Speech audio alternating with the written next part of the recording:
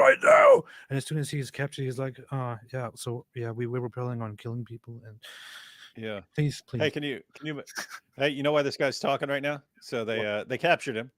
They captured him. And he's like, you'll never break me. I don't care. You could torture me. You could kill me. You'll never be able to break me. Me so strong. And then they open up the door and he looks in there and he sees Masab Hassan Yusuf and his smile like this. And the guy said, I'll freaking tell you guys anything you want to know. Set me down in an office. Get me as far away from that dude as possible. That makes sense because it is the Shin Bet that is kind of operating here. I mean, seriously, imagine you were a terrorist and you got captured and they tell you, hey, you can either talk or we're going to interrogate you pretty hard. And you go, oh, you'll never stop. You walk in there and you see Masab Hassan Yusuf in there. Yeah. You'd start giving up the info, man. Who tells you, this is not funny. That's what he says. I just want to see that scene very quickly. Where did that go? Where's that? Where's that video?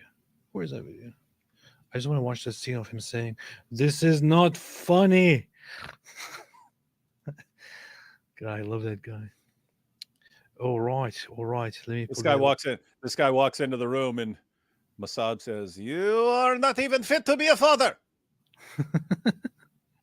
The guy breaks down. To retire, find a different job. You're not a journalist. You don't qualify even to be a mother. Wow. Look at his face. You know, it's usually a public.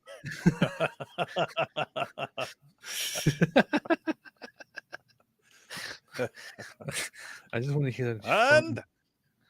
And you are ugly. Credit me. Who gave you the authority? How dare you? You are a I'm spy. You're a spy for Israeli intelligence, Masab.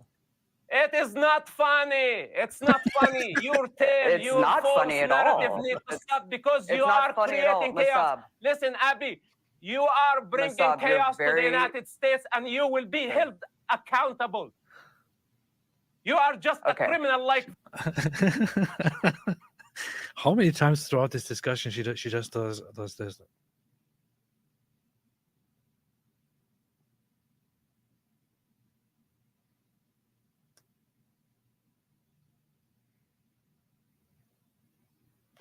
I don't know. I wonder if her neck really was in pain after that. هو النساء والمسنين والأطفال. قتل الرجال يعني المدنيين. الشباب مدنيين. ماذا مدني عسكري زي الحين This guy is the worst, man. Whenever I see this guy here, this guy has real problems. This man has. This guy has real problems. This man has real problems. Les Wiseman says, Masab just sacrificed another heifer. Don't you think this man has real problems? Look at this guy here. الحين وصلنا على الحدود رحتنا على بئيري. بئيري شو تعنونك؟ السيطرة كان. شو المهمة كان؟ He's like, the guy seems totally unbothered. He's like, oh yeah, we were there to, we were there to kill some people, and yeah. Yeah, the guys told us we could go conquer Israel if we just got across the fence and we conquer Israel. Can you please? القسام إهبري قتل. مين قتل؟ مدنيين. دخلوا 2 على البيت. ضل في غرفة في الوجه مسكرة. طخ على الباب. صار في صوت جوا. دخلوا كمان 2. كان في واحد مرمي على الباب زوامية كان في دم جنبه طبعا كان في جوا زلمة مصاب ومتوقع انها عائلة كاملة لبس عادي يعني لبس منزلي يعني اللي الزلمة المصاب كان لابس كلسون وطلعت مرأة لابس فستان عادي يعني فستان بيت والتاني برضو كمان لابس فستان وفي ولد وبنت فاحنا مشينا يسار وفي بيت هناك طلعوا منه مرة يعني ختيارة غطوها إنه هذول الشباب اللي كانوا معك استعملوا العيلة هاي كذراع بشري. طيب to me it looks like this guy, they captured this guy and they were like, okay, you will tell us everything you know and everything you did. And he's like, okay, yeah, sure. Mhm. What do you want to know? Yeah, so we Yeah, went some there. people. Yeah. Yeah, some people understand. Okay, these guys will inevitably break me. So do I just start talking so they don't have to break me? And you got these other guys who look like they're in horrible pain. They're like, please, please get the armadillo you shoved up my butt out. Please, I'll tell you anything you want to know. But they treat these people very, very well, as it seems, compared to the terrorists that Russia captures. Yeah, yeah. You see, the dude that cut off a terrorist's ear, like then later on he auctioned off the knife that he cut off the guy's ear with. Man, and they don't care. They don't care at all. It's like they don't give a damn. You have these. But dude, seriously, I mean, think about that. If Israel had done the exact same thing, the entire world would be screaming even louder. Oh, look what the Jews do! Look what the Jews do! I know. It's Putin's boys, and people just understand. Okay, the Putin's boys and Putin's dudes are brutal, and they don't care, and they don't care if you complain. Mess with Russia. Don't play with Mother Russia. But when Israel does something, it's like, oh no! How dare they mistreat the terrorists? Now we're auctioning off vodka bottle that we shoved up his anus. We shove it up his anus until he tell us what they're doing. But now we auction it off. We start bidding at 100 rubles. No, do you see those guys? I mean, they had those guys out in their underwear in the freezing cold, chopping body parts off, saying, you better tell us what we want to know right now. And those guys started talking real quick. Like, you imagine being like just surrounded by Russians who just do not care, and they're going to get that information out of you no matter what, and they're going to sit there cutting you apart piece by piece. Do you think that Hamas is a terrorist organization? Do you think Israel's a terrorist? Sorry, continue. Oh, that's it. So, to be clear, D. Wood does not like Russia. Can't stand them. I still think they're all communists in disguise. But when it comes to interrogating terrorists, they have ways of making you talk. No. Definitely not. They're all very, very upright, very decent people, of course. Yes. I was going to look at a footage to compare Israel's treatment of some of the people they captured with Russians. But whatever. Let us continue here. But we're going to come into the conclusion. The panel unanimously agrees with the prosecutor that the applications for arrest warrants and materials submitted by the prosecutor in support of each application demonstrate reasonable grounds to believe that the court has jurisdiction over the crimes set out in the applications for arrest warrants, that these crimes were committed, and that the suspects are responsible for them. So there are reasonable grounds to establish those. I wonder if there is a little graph here to show us what the level of reasonable grounds would be. I think there actually are such things. What is this?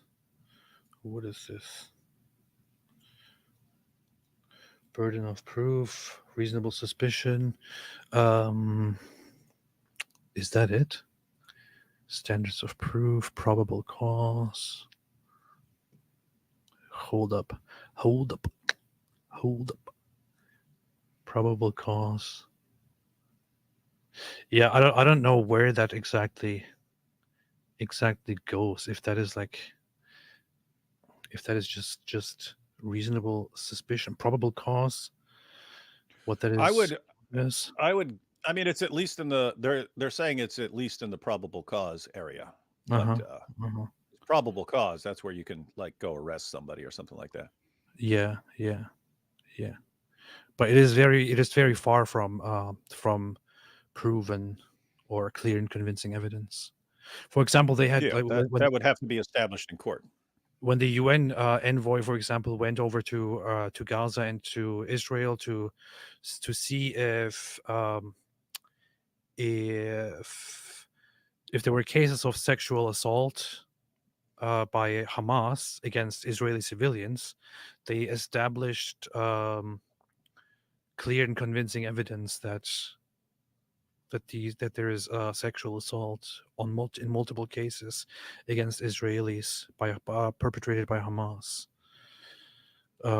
which is like almost definitely happened. Yeah, having closely reviewed the arrest warrant applications, underlying evidence presented in support for the applications and the prosecutor's process, the panel is satisfied that the process was fair, rigorous, and independent, and that the prosecutor's applications for arrest warrants are grounded in the law and the facts. While this is the panel's view, the panel is cognizant that the decision on the issuance of warrants is for the honorable judges of the court. Finally, the panel welcomes the prosecutor's statement that the investigation of crimes committed in Israel and Palestine is ongoing and that applications are likely to be made in relation to additional charges and/or suspects in the near future. The panel agrees with the prosecutor that further investigations are warranted and hopes that victims and witnesses will choose to come forward to support the ongoing investigations. Good luck with that. And they went into quite some detail here. And for all those who actually want to read all of this stuff, you can find it directly. You can search for report of the panel of experts in international law and find it from the 20th of May. You can go on the ICC website and directly see the statement from the ICC prosecutor where they established that it's almost quite clear that reasonable grounds to believe that hostages were taken from Israel have kept in inhuman conditions, subjected to sexual violence, including rape, while being held in captivity, based on medical records, contemporaneous video and documentary evidence, and so on. So here is the issue: the whole evidence that Hamas has committed incredible atrocities is significantly clearer here, and can be viewed by the public and by the judges. Than the evidence that is brought forth against Israel or against Netanyahu and Yoav Gallant, which is here they are inferring a lot of things, like that certain supplies of food and water were delayed or deliberately withheld and things like that. There are not actually many instances of them saying that there are mass direct targeting and killings or bombardments of civilians or anything of that sort. Pretty sure if Israel was actually to speak on the civilians that were killed during this war, they would do their best. They would make their best effort to demonstrate that they have done their best to minimize civilian casualties and that all of it was done within proportionality. We already have some hints to that, where Netanyahu just the other day, just a few days ago, went on Dr. Phil and said that that we have so far killed around 14,000 Hamas members and 16,000 civilians, which would be a very good number if true. I'm sure that they can sit down and demonstrate that. In any case, and I know how some people feel about this and what their speculations are. In any case, given that what we just talked about when it comes to the population of Gaza is the case, such as that 70% of Palestinians, for example, approve of what happened on October 7th, and that the majority still believe in fighting against Israel, that only a minority believes in peace, and so on. Regardless of what exactly happens and what the outcome of these things will be, I stand with Israel here. and I don't see any reason to condemn Israel for any point, for anything during this war. Because Israel has shown historically. The president. Because Israel has given you fat stacks of shekels. Yeah, actually, yeah. It's because Israel gives me lots of money. That's why I have to side with Israel. You know, I don't care about Israel. I don't care about Jews. That is the most powerful piece of paper in the world. Yes. Can buy you AP's loyalty. What? There are instances where, like Destiny, for example, one day sat down and started and did this whole thing, this joke response on how Jews are paying him, and now he's part of the insider club and all that, and people started spreading it and actually took it seriously. Wait a minute, did you see that? Did No. we just talk about that? What was that?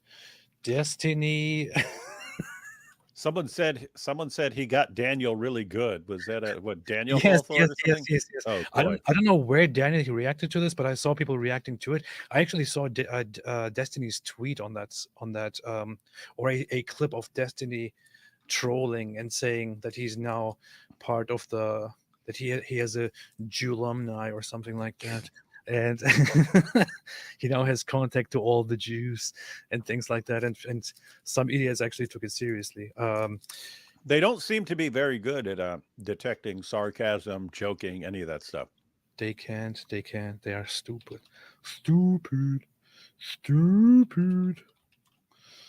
I would just want to see the clip. Where is that clip?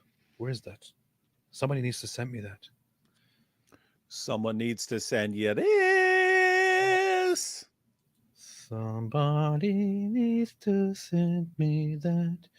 Somebody needs to send me that. Somebody needs to send me that.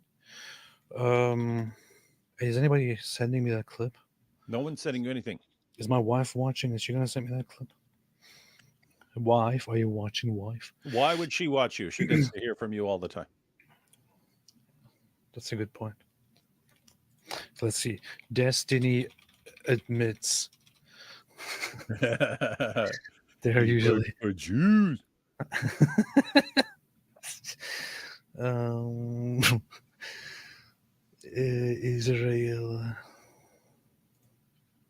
Israel.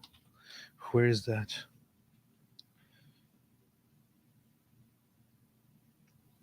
What do you mean? Yeah, of course. Ever since I started the Israel-Palestine arc, I've gotten so many connections. I've gotten like new payment processors. I get like there's a lot of people there's a lot of organizations that kind of like send me revenue and they treat me like talking points or whatever, or they'll like recommend me like books. They don't like control what I see on stream, of course, but they'll like suggest like, hey, you should take a look at this.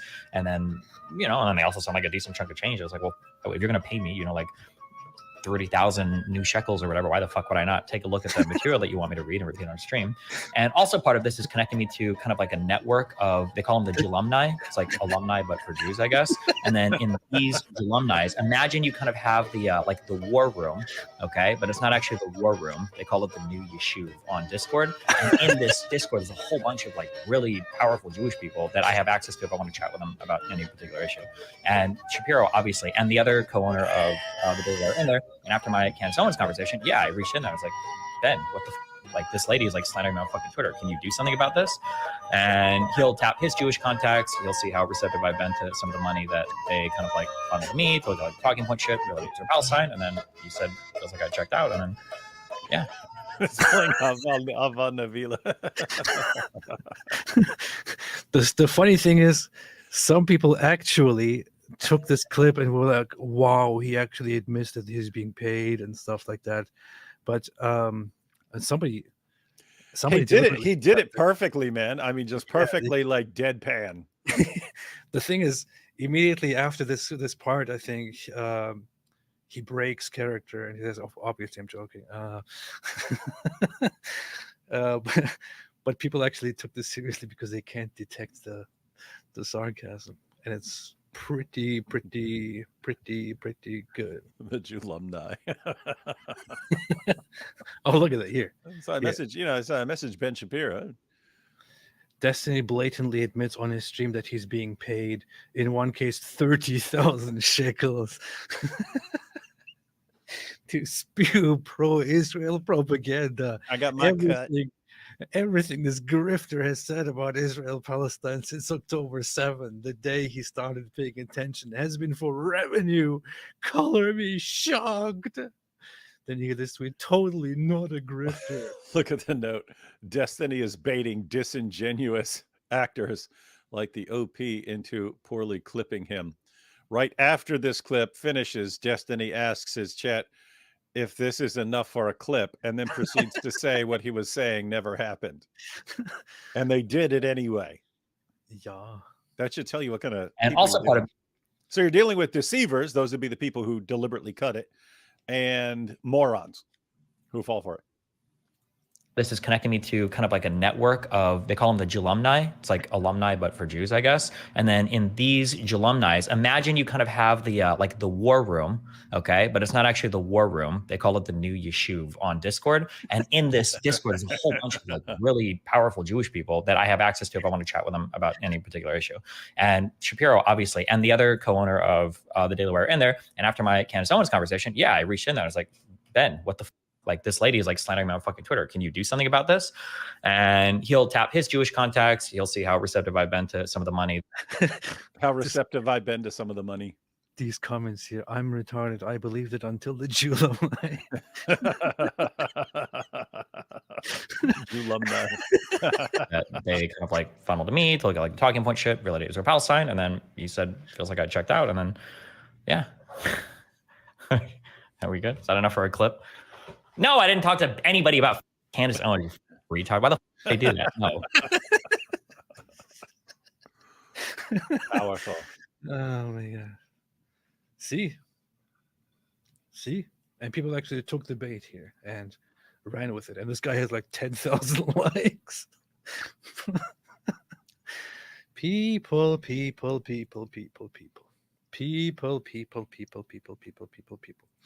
Anyway, Sayara says, AP, the experience you described having in Israel is a dead giveaway. You have a Jewish soul and are meant to come back home to us by converting to Judaism. As for proof, read Rabbi David Gottlieb. Alhamdulillah. I will have a look at that. You have a Jewish soul. I know I have a Jewish soul. I'm talking. You may be Maimonides reincarnated. I don't know, man. Maybe. Yeah, who knows? People are calling him Justiny.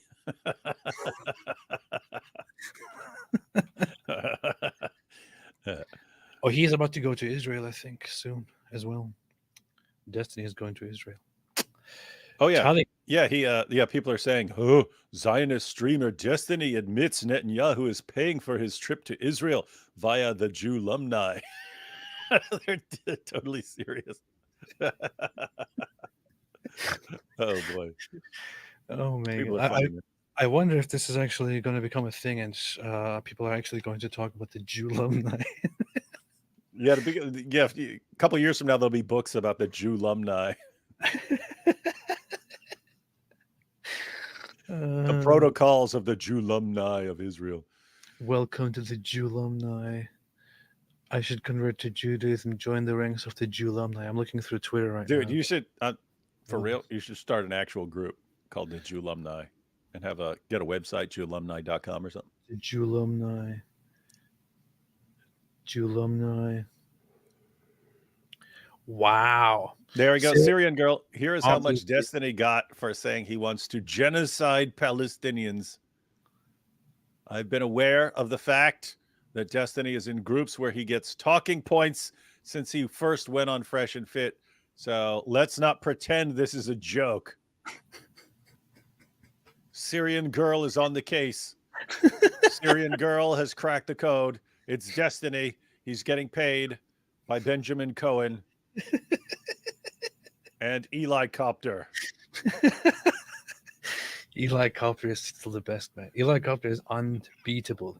Unbeatable. I don't know if you know, but if you have heard, but there is a song, some really ridiculous song from Bosnia or something like that. Is That it the went, helicopter song? yeah. I didn't Have you heard? watch it yet, but I think I saw your wife share it on Twitter. I didn't see it yet because I watched those videos you shared from that rapper. Yeah, it goes like helicopter, helicopter. It goes like that, and people are just posting that right now too, because of Helicopter.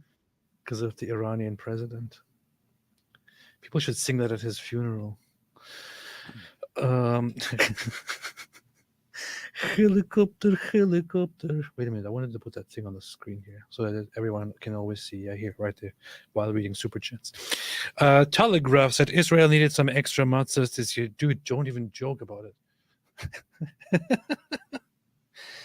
These people actually, there are still people who actually genuinely make the ridiculously dumb accusation, which people made at some point 1,000 years ago, because they were insane and paranoid, that Jews were killing Gentiles to use their blood in baking matzahs. And people are still, some idiots out there, some mentally ill people are still actually making that same assertion. I would say it's very much a tiny minority by now. Most people are only doing less insane things, like saying, "Oh, Jews control the world. Jews made my socks disappear. Jews made my bus late." But there are still some people. Candace Owens, you remember Candace Owens? She liked one of those tweets about Jews taking the blood of Gentiles or something like this. Then she said she was liking it because of what else the tweet said, not for that part specifically. Yeah, not for the part about not about the part about Jews taking Gentile blood. She liked the other. She was liking the other part of it. Imagine you go on Twitter. Imagine you go on Twitter and there's a tweet is like, "Hey, what are you doing? You N word. I know you just want to become a slave again. Is that why you are lying?" And I like that tweet. And I say, yeah, because you call the guy a liar. I didn't like it because of that part. I liked it because it calls the person a liar. Yeah, the guy was lying, so that's why I liked it. This is what we're dealing with. That's what they do. Urinating upon one another. That's what they do. The Sahih Mask. Oh yeah, for those who don't know what a matzah is this thing. Yummy. That is being baked, and some very, very freaking insane people came up with the stupid conspiracy theory that that Jews do ritual murder to mix blood into this. I don't know why. I actually don't really know the backstory of why they specifically made the accusation with this. It's actually similar to the Jews in terms of if you have someone who's if they eat something that you don't eat, then you can always just make something up about them. It's like you can always do that. If they're doing something different from the way you guys do it, then you can say, what they're really doing with this thing that's different is this other evil thing. Oh, yeah. It's called Soylent. It's called Soylent J. Yeah. You never saw Soylent Green, did you? It sounds familiar. What is that? Oh, it was a dystopic future, and like there's not enough food, so they're making food out of like seaweed and stuff like that. But there's this new kind of Soylent called Soylent Green. Spoiler alert, everyone cover your ears if you're still planning on watching this over 50 years later and you don't want it spoiled. You have 2 seconds. 1, 2. The Soylent Green is dead bodies. So anyway, they end up using the dead bodies that they're rounding up to make food out of it, and they tell people it's this great healthy food and stuff, but they're actually eating dead bodies the entire movie. You don't find out till the end. So what's the problem? It's like a mystery. People trying to find out what this new Soylent Green is, and it's yeah. I do that all the time. What's the problem? I don't get it. There's no problem with it, but lots of people are creeped out by it because they're weird. Weaklings. Lonnie Crow said many Israelis deny aid from our borders as we believe it's truly a war between the people. Hamas grew up from the values of Gaza, from Muslim Brotherhood. Yep. there is a point there, and for the There is a point. ICC to step in there and to say, no, you can't do this. I mean, you have one side that wants the other side completely exterminated, and the other side that says, okay, you know what, now that we are at war, how about, screw you, no aid, nothing, we are at war. And the ICC this is actually an important, this is one of those issues where you could argue it both ways and so on. So Gaza has the Mediterranean Sea on one side of it, right? People can bring in aid that way. Nations can bring in aid that way. There's sky above Gaza. People can drop loads of aid on Gaza. Gaza shares a border with Egypt. People could bring in aid through the Egyptian border. And so why does tons of aid have to come through Israel when Israel's the one at war with them? You have other means of getting people aid. On the other hand, there are people there who there are people in Gaza who don't want the war, who don't approve of what Hamas did and so on. They're the minority. But you still can say, hey, not everyone had something to do with this, and so we'll try to help those people. And so it's a debatable issue. It's where you could argue either way and have a good point. Yeah, I saw a thing earlier which said that in World War II, the ICC would have probably issued arrest warrants or requested arrest warrants for Winston Churchill and the Allies, it seems. See how that would have worked out. Can't disagree. Yeah. I have to say, I like the idea of Israel allowing aid trucks to come in there, because there's going to be lots of accusations for a long time, and at the end of the day, it is good to be able to point out that, what are you talking about? Aid trucks on these people who attacked us were coming through from our country to those. So don't be pointing a finger at us for any. I mean, how many nations actually sat there and distributed aid in a country that they're at war with? Come on, you can't point a finger at us for anything. Shut up. Just shut up. Helicopter. Fox McCloud said the gropers make the Jews sound awesome and powerful. Yeah, it's gropers because they grope little children. Farfour the Survivor says, Cheese Dulillah, I have returned. Cheese Dulillah, I've returned. The Jews tracked me down. I will never give up my homework. That's Farfour looking like a zombie there, man. Yeah. He's a survivor. He looks like a beast. I will never give up my homework. Sheikh Mark Wingelin said, if you think about it, AP, apostatizing from atheism is like Pikachu becoming a Raichu. He's still a yellow rat and now less famous, but he grew bigger. Huh. You see what I'm saying? You get these wingaling dingalings coming on here, and all their stuff is nerd stuff, and no one knows what they're talking about because everything is some example from Pikachu or something that no one knows about. Everyone knows exactly what it's about when somebody talks about Pokemon. And it's just like the episode of the original Star Trek series that Captain Kirk he turned into a bad Kirk. That's like AP. I want to be the very best. Here's a video of innocent Gazan civilians.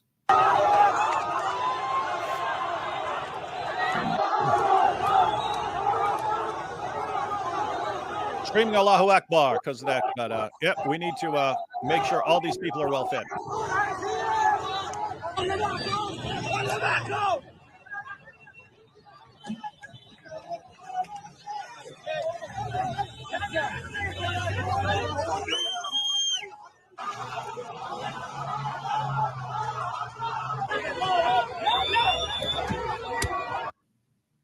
Did you see that? Mm-hmm. Did you see these innocent civilians here?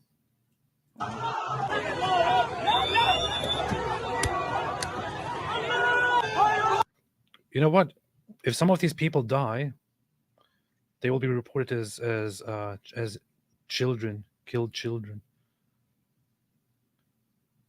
The number of children dying in the conflict has risen today.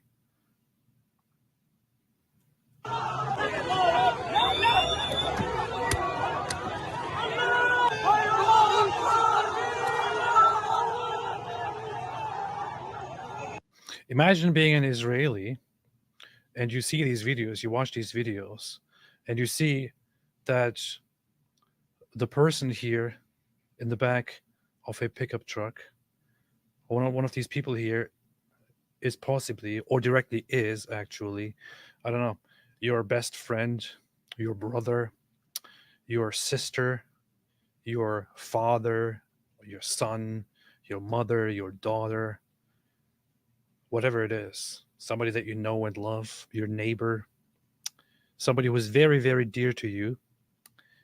And you have all these innocent civilians here, all of these innocent civilians surrounding your beloved person here and beating them and cheering and saying, "Hey, Allahu Akbar, Allahu Akbar, Allahu Akbar, Allahu Akbar, Allahu Akbar." While this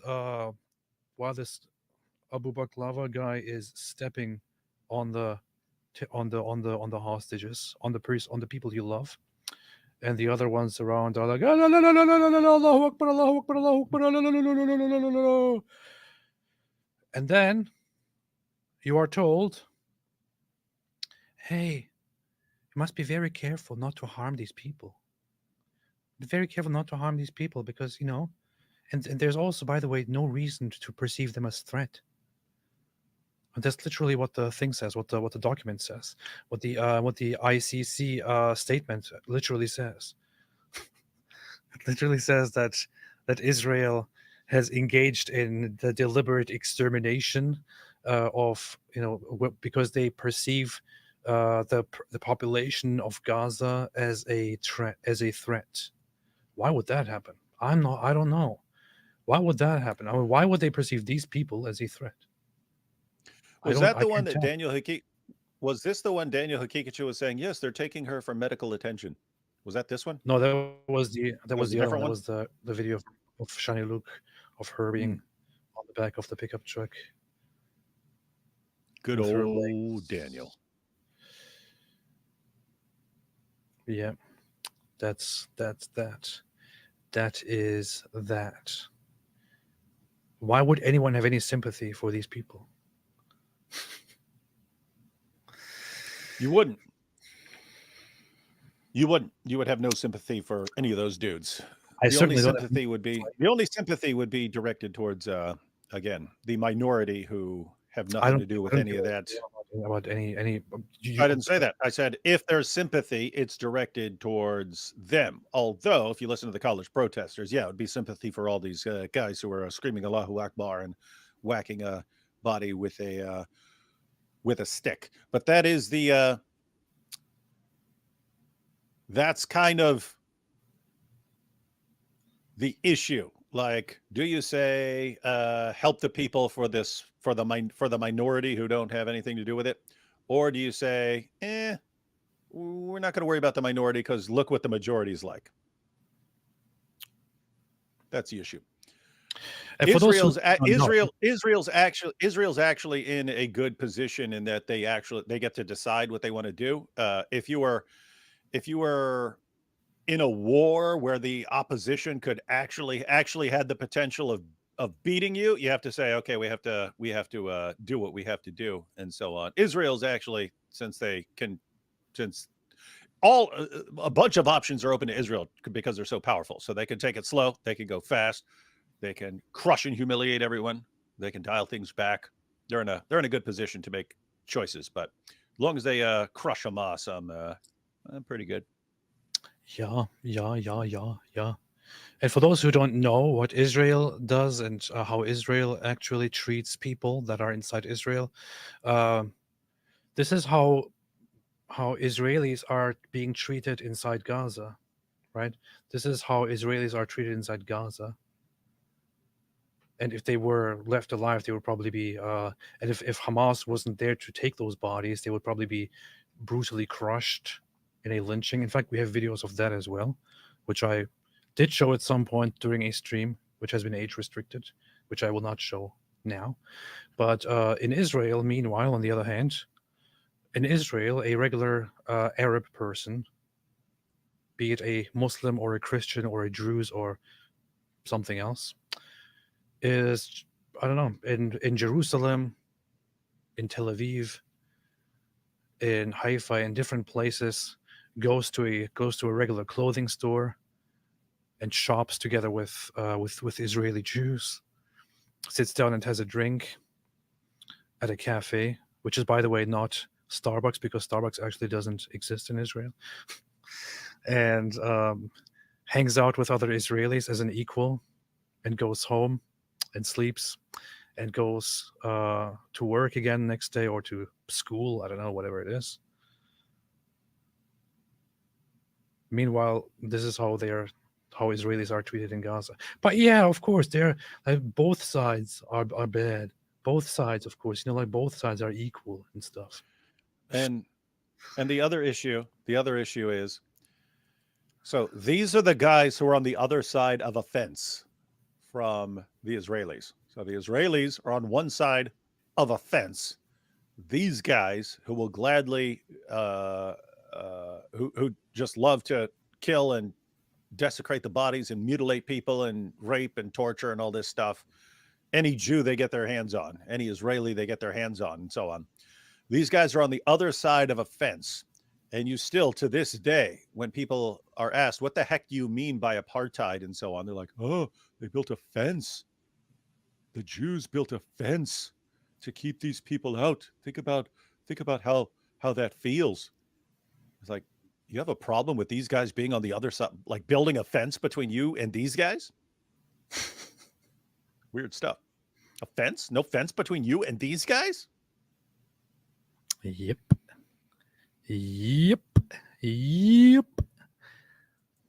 And the thing is also, one of the issues, like when Israel, after the initial war, retained control over large Arab populations and kept them under different standards, and slowly over 2 decades turned them into regular citizens. This is sometimes even brought up by anti-Zionists, by Israel haters, as apartheid or oppression or whatever it is. So what Israel actually, after a defensive war, after an extermination war against Israel, against Jews, took control of huge chunks of land where Arabs live, let them live, kept them under tight control, slowly integrated them, and made them into citizens. They are now equal Israeli citizens and have equal rights, have all the rights, equal citizens. Can go and vote and can become judges, can become police officers, doctors, can go to can become members of the parliament, can even create an Islamic party in the parliament, and so on. However, they did this slowly, integrated them nicely, and eventually turned them into citizens.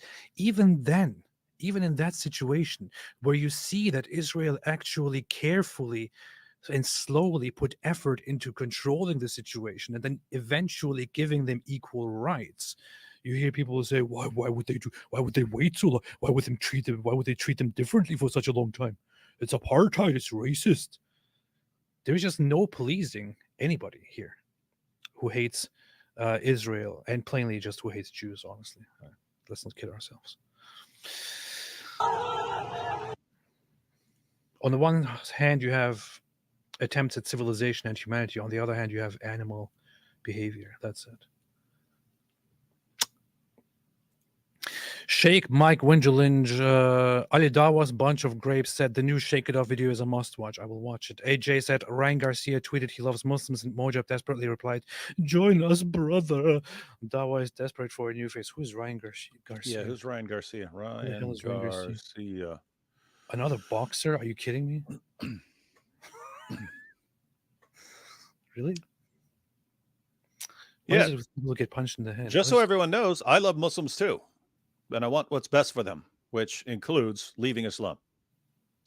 Oh, yeah. He said, I love Muslims. They cool as something. They cool as... I can't spell. Yeah. I don't know. And then Muhammad Hijab responded, "Join us, brother. Join us, brother. Yes, you could be our new poster boy. We'll cling to anybody right now. Join us, You'll be the brother, hero, brother. the hero of the entire ummah. Brother, join us, brother. Brother, I have doubts. Brother, I have doubts. Oh yeah, he also tweeted a picture with Tyson Fury, and he said 2 kings that acknowledge that Jesus is King of Kings. He did? Yeah. Uh-huh. Well. If now Ryan Garcia said in response, "Yeah, I love you guys, but I just can't believe that this Muhammad guy was actually truthful," then the reply would switch from "Join us, brother" to "How dare you behave yourself? Yeah, How let him about say you come no. fight me." Yeah, let him say, "Look, I said I love Muslims because I love all people, but I have a problem with Muhammad molesting a prepubescent little girl. Then you are our enemy. We will destroy you. You will be humiliated. Come say that to our face. How about you arrange a match with me? Then I will fight you and I will show you, under the condition that you don't use any of your skills and that you actually cut off your arms before you fight me." Victor G, middle name in Russia, it's father's name. Oh yeah, that's how it works. Okay. But wait a minute. So am I getting this right? Doesn't Ovich mean son of, or is that what it is? Ovich. Yeah, that's what he's saying. He's saying it's your son. It's your father's name is your middle name. You just add Ovich to it. But the thing is, and I'm making a simple point. Pick a different first name from what your dad's name was, or you're going to end up repeating yourself like an idiot. No, the point here is, if Vladimir Putin's, so I would understand that if Vladimir Putin's name was Vladimir Putin. However, if it is Vladimir Vladimirovich Putin, then was his father's name Vladimirovich? So yes, why don't you look? Why don't you scroll down and see? That's a good point. Early life. Go back. Putin family. Putin family. Putin family. Putin family. Putin family. Mentioned in early known ancestor of Vladimir Putin. Wow, this guy goes back.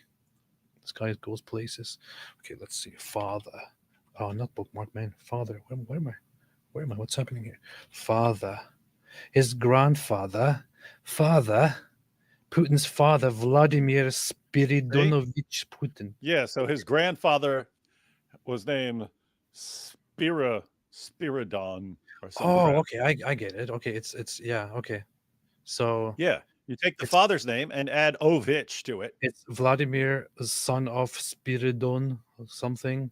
Okay, I get it. So 2 problems. One, it sounds like you're calling him an O. It sounds like a B word, but you're just you're replacing it with a V. You know what I mean? It sounds like you're calling him the B word and putting it in his middle name and calling his father the B word. But all I'm saying is, like right there, pick a different first name. It's not hard. You don't want to repeat yourself. It's stupid. This guy was like, he was very creative. He was like, okay, my name is. Well, we have a beautiful little child. My name is Vladimir. I think I want to name this child Vladimir. And AP was like, hey, since the Turkish all want to be Russians, I will name my child Ridvan Ridvanovich Aidemirovich Ridvan. That's how it goes, man. Go to extra Russian. Hamas is a pork-based meal. Yeah, Biden might not be aware of what Hamas actually is. Yeah, that's true. Hamas. Reminds me of Corn Pop. Hamas. Corn Pop is a bad dude. Nate23, sup AP. I sent you a video on Twitter under Eretz Yisrael 122 URL. Okay, I'll check it out. I promise I'll check it out. Ari Wasserman said, just imagine if they try to arrest Bibi. Just imagine. Good luck with that one. Good luck with that, bro. Better bring an army, pal, and you ain't got one big enough. Good luck with that, son. Sid Dave says, I do think Joe Biden, for all his flaws, is actually a Zionist and cares for Jews. But is he really the last one before woke? Jihadists take over a Democrat party. What he did when he was younger. I mean, I saw speeches. He did advocate for Israel very, very strongly and fiercely. And I think that's what Sid Dave is saying, is that's what he's actually like. And at heart, he is like, I mean, at the end of the day, but right now he's things can go anyway right now because he's just reading a teleprompter and he's going to do whatever they say. He's lost it. He's lost his faculties. But yeah, there is a point there in that a political party could veer off in a completely different direction after this. Yeah. When he was younger, he was big into Israel. But the thing is, right now he is a vegetable, and people want to eat him, and he is just there to serve a purpose and to appeal to the population, to the Democrat population, which is also very, very, very insane. So that's where we are. Before he gets eaten, he wants to be beaten. Telegraph said, by the way, seen the IAEA moment of silence for Ray C? Speaking of chickens for KFC. What is the IAEA? It's something with energy. I forget. International Atomic Energy Agency. Oh, yeah. Oh, yeah. I saw, I went through, I woke up in the morning and I went through a bunch of Twitter. I went down all the Twitter rabbit hole of stupidity. Well, I mean, we don't have to go very far, right? Here is India declares one-day state mourning after Iran president dies in chopper crash. I'm just thinking of all the Hindu nationalists who have been for years saying, "Oh no, India, we oppose Islamist stuff, and yeah, India big, strong, and we don't do such things. We not be like Europeans." And here's India directly declaring a day of mourning. And I understand it's a political move. It's because it's to appease your neighbor over its little agreements. But it's one thing to say we express our condolences, and another thing to dedicate a day of mourning. Yeah, that means you're really, really sad. So that's the thing, guys. You don't see me celebrating, but you're definitely not going to see me mourning when a total scumbag, evil scumbag who kills a bunch of people dies. Morning has broken. Like the first morning. Wait a minute, I just converted to Islam. Slaughtered the unbelievers in the name of Allah. You know what's funny? I learned that song when I was in Germany. When I was in 5th grade or 6th grade, we had a music teacher who would have us sing different songs, and that was one of the songs. And I loved that song when I was like in 5th grade or so. And I went to music class and I heard him sing that, and I was like, well, this song is beautiful.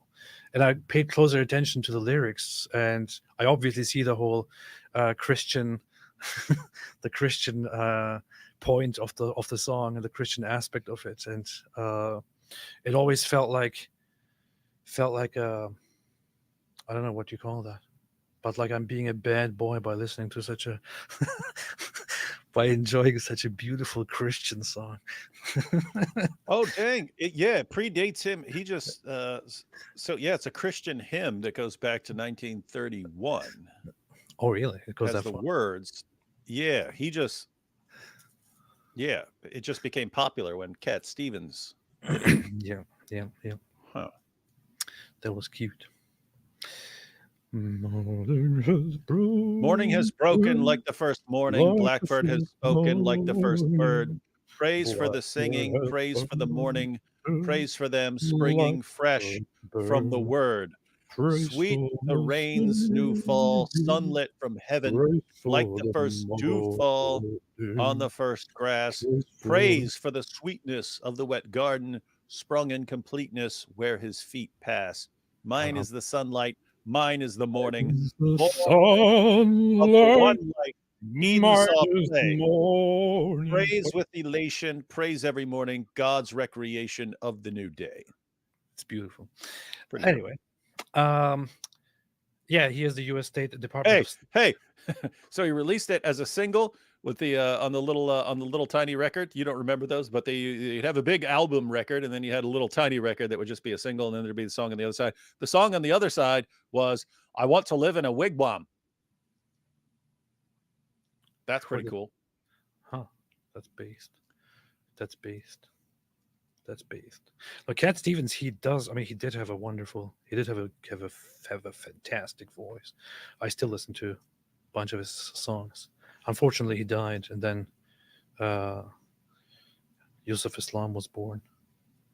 And then he was, kill everyone who criticizes Muhammad Allahu Akbar. And he kind of changed a little bit again. He And did. started He dialed it way back over the years. Yeah. You can't tell this guy. He was calling music haram and was not doing it anymore. But then he started. He actually went back to making music again. Now he even plays instruments and sings again.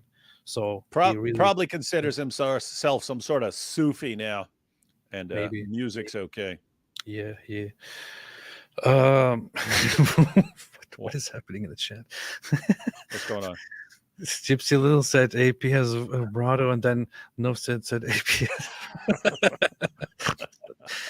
Obviously, okay. If somebody said this,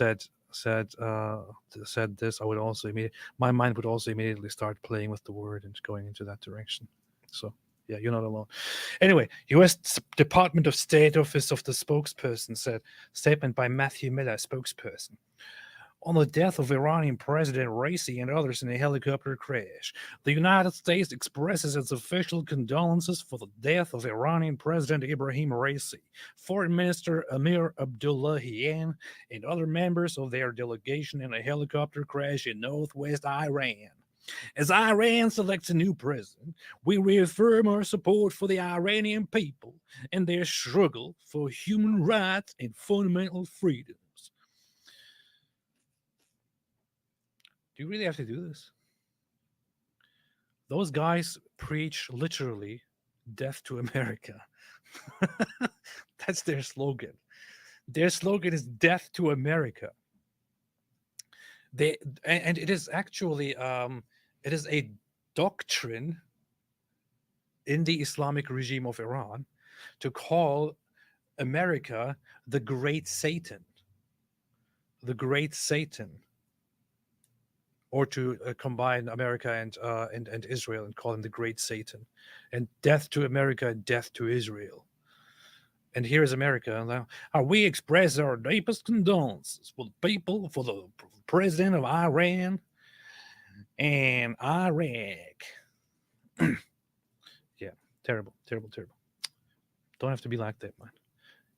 Don't have to be like that. Why would you be doing that? Why would you be doing that? But lots of people, lots of politicians upon the European Union expressing condolences said, not in my name, not in my name, not in my name, not in my name. And then some, who was it? Geert Wilders actually said, not in my name, very prominently. So Geert Wilders came in and Geert Wilders said, not in my name, and that got like 37,000 likes. Geert Wilders is still based to this day. It's very good that Geert Wilders is still keeping it up here. Dutch culture is superior to retarded Islamic culture. Excuse me, did you just call Islamic culture retarded? I wish I could find that clip. I found other clips of him saying it, but not the original one that I saw. Yeah. I wonder if I can... Helicopter! People are messed up, man. Look at helicopter.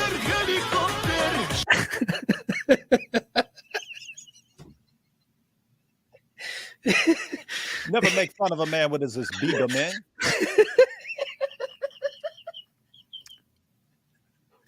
It is not funny. Uh,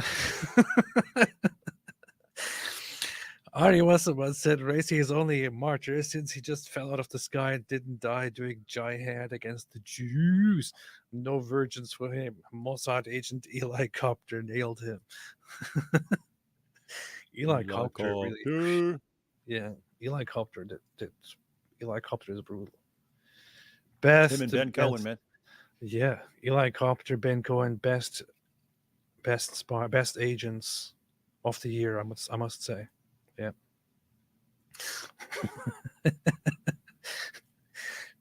people. Ari Wasserman said Israel is kicking itself in the ass that it never signed the Rome Statute in 1998, disqualifying it from being under the ICC jurisdiction. I know, They're right? They're pretty upset about that right now. Yeah. There'll be, it's very sad situation. And I mean, really, the ICC, I think they're being pretty stupid here. If you still have all these countries that are still, haven't been ratified and stuff, and they say you guys trying to flex on everybody, and we're going to go around telling all these nations what to do, and that they can't. These other countries, who's going to ratify it now? Which of the countries that hasn't ratified the agreement is actually going to give these people jurisdiction over them now? You have it on their own website. Look, the states parties to the Rome Statute. You go on here, you look through the nations listed, and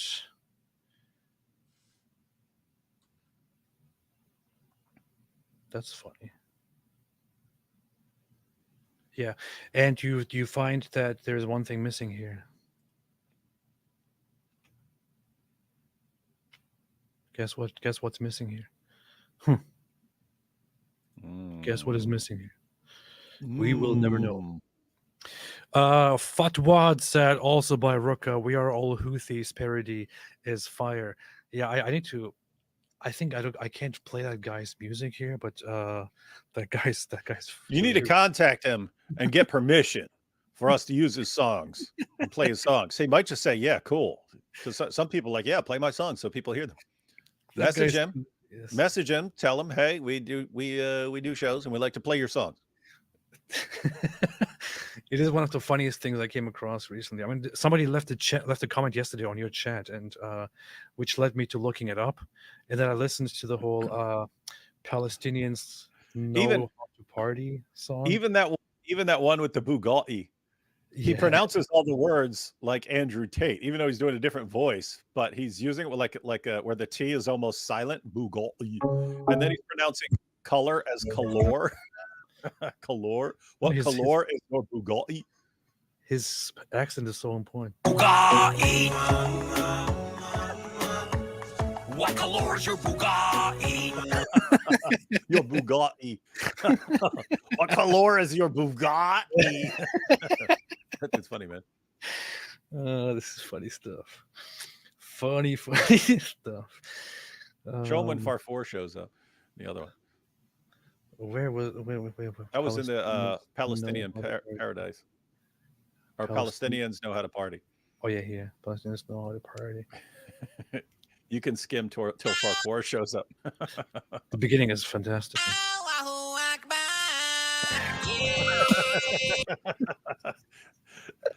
The graphics are awesome too. Like there's Farfour shows up. I lost it. Farfour just shows up out of nowhere. I never thought of listening to that song and thinking, Allahu Akbar. Hello, kids. It's me, Akbar the Akbar. Akbar the Akbar. The mouth. Oh boy. Funny. Akbar the Akbar. This is funny. Well, dude, that's especially funny. That means he pays attention because one, he's got Farfour the mouse, but two, we're the ones who point out this all came from people from Muslims arguing that Muhammad is mentioned by name in Song of Solomon 5:16, and we pointed out if you're going to say, "Oh, this word kind of sounds the same," well, the Hebrew word for mouse is Akbar. And therefore, when you're saying Allahu Akbar, you're saying Allah is a mouse, but he's aware of that discussion that he's calling that you've got Akbar the Akbar. Seriously, Israelis or people who speak Hebrew, do you guys notice that, or is that something that is known? That, you know. Oh, so you're asking if they know that when Muslims say Allahu Akbar, hey, it kind of sounds like Allah. It sounds like you're saying Allah's a mouse. Do you hear that it sounds kind of like mouse, or yeah? Okay, some people say yes. Huh. Oh, yeah. Daniel said, yeah, I did notice it. It's an old joke in Hebrew. Yeah, I did notice that. That yes. one Jewish girl says yes. Okay. Oh, that's funny then. Yeah, yes, we do. That's funny. That's funny. Yes, of course we know. Of course, yes. I thought of that. A tunnel rat god. He's a tunnel rat god. That's funny. I wasn't even aware that this is. Yeah, I had never thought of that. I had never thought of that they could actually hear that. That is funny. That is funny. That is funny. No, lots of people are going, yes. That's funny. That's good to know. That must be a funny thing then when you hear the Adhan. That is. They're hearing there's a mouse. Hey, it's actually been pointed out. Sam pointed out that I think it's the Allahu part actually sounds like in Hebrew. I don't know if he's talking about biblical Hebrew or modern Hebrew or something like that, but he said it sounds like go sucka. And so go suck a. So he's saying it actually sounds like go suck a mouse. When they hear Allahu Akbar. I don't know if that part's true. Does anyone know what I'm talking about here? Because I've only heard that. Maybe. Let's see. Gal said Allahu Akbar sounds in Hebrew like the mouse is gone. Yeah, Zero Atar said yes, but it's not the exact same word, but it rhymes, so a lot of people call it Akbar or mouse instead. Huh. That is funny. That is hilarious. That is hilarious. They're saying nope to the go sucka part. So I don't know if he's talking about biblical Hebrew, but they're saying it doesn't sound like sucka, go sucka. Okay, that's cool. That's cool. That's cool. That's cool. That's cool. And with all the responses from Israelis here, we have hereby confirmed that this chat is literally Mossad. So happy to see that. Suroirusu says Israel only ever supplied 5 to 10% of Gaza's water. That cannot be a principled source. So the ICC literally got it wrong. Good start. Not. That's a good point. That's an interesting point. That is an interesting point. No, yeah. If it, I don't read Hebrew. Just with that comment, it was kind of easy to guess that that word was probably Akbar, because that's what we were talking about. I just made a wild guess. So, but no, I don't read. I actually bought a thing recently to at least learn the script, because that's how when I was a kid I started learning to read Arabic by just starting with the script at first and identifying which letter is what sound, or which sound is whatever. What have been wanting to do that for a long time. Yeah, it is kind of funny that they choose this mouse as their representative of Palestine, and they're constantly saying Allahu Akbar, that their God's a mouse. Allah's a mouse. Maybe this is all deliberate, you know. Celeria Rosencroix says, regarding the U.S. reaction, as I replied to you, the spokesperson is being sarcastic and saying that they implicitly don't support the regime's tyranny. Yeah, there is that one point where in their declaration it is that they say that they ended with standing with the Iranian people and their struggle for freedom and things like that. So that is, of course, one aspect of it. But the whole condolence, you know, actually, you could take that in an interesting way, right? If you think further about this whole statement here, The United States expresses its official condolences for the death of Iranian President Ibrahim Raisi, Foreign Minister Amir Abdullahian, and other members of the delegation in a helicopter crash in northwest Iran. As Iran selects a new president, we reaffirm our support for the Iranian people and their struggle for human rights and fundamental freedoms. As Iran selects a new president, we reaffirm our support for the people and their struggle for human rights. That is a good point. This is a good time. That is a good point. It's a good time. Picking a better good leader. Point. That's a good point. Salman Rushdie says a Palestinian state formed today would be Taliban-like. I don't think it would be Taliban-like. I think it would be ISIS-like. Man. He literally turned into the Dajjal. Jacobin said, you guys think white Christians are becoming more anti-Semitic? I am noticing a lot more Jews kill Christ narratives coming from the American right these days. Quite alarming. No, I just think it's becoming more acceptable for people to say it, right? In other words, I don't think you have a bunch of new people jumping up going, hey, you know what? I hate Jews. There are already people who had a problem with Jews, and now it's just they can run their mouths about it. You know what? I really don't like Jews. But you see that the majority, the conservatives in the West, in America, are still very much pro-Israel. There is no big change, but it is certain voices on social media are really taking advantage of the current situation and doing this whole thing like, they actually don't like us. Fox McCloud, fake it till you make it philosophy. Yep, that's true. That's true. Adi Wasaman, get it right. It's gropers, not groypers. Yes, I will ban everyone who says groypers instead of gropers. Yeah, it's offensive. Yeah, it's gropers. If you say groypers and not gropers, I consider this apostasy, and you know what happens when you apostatize. Tauron Touch said, "Hi guys, did you guys remember moi?" I remember you. Yeah. Okay. Tauron Touch said, "Happy for Iran that you know." Yes. Happy for Iran. Lots of Iranian people are celebrating around the world. That's fantastic.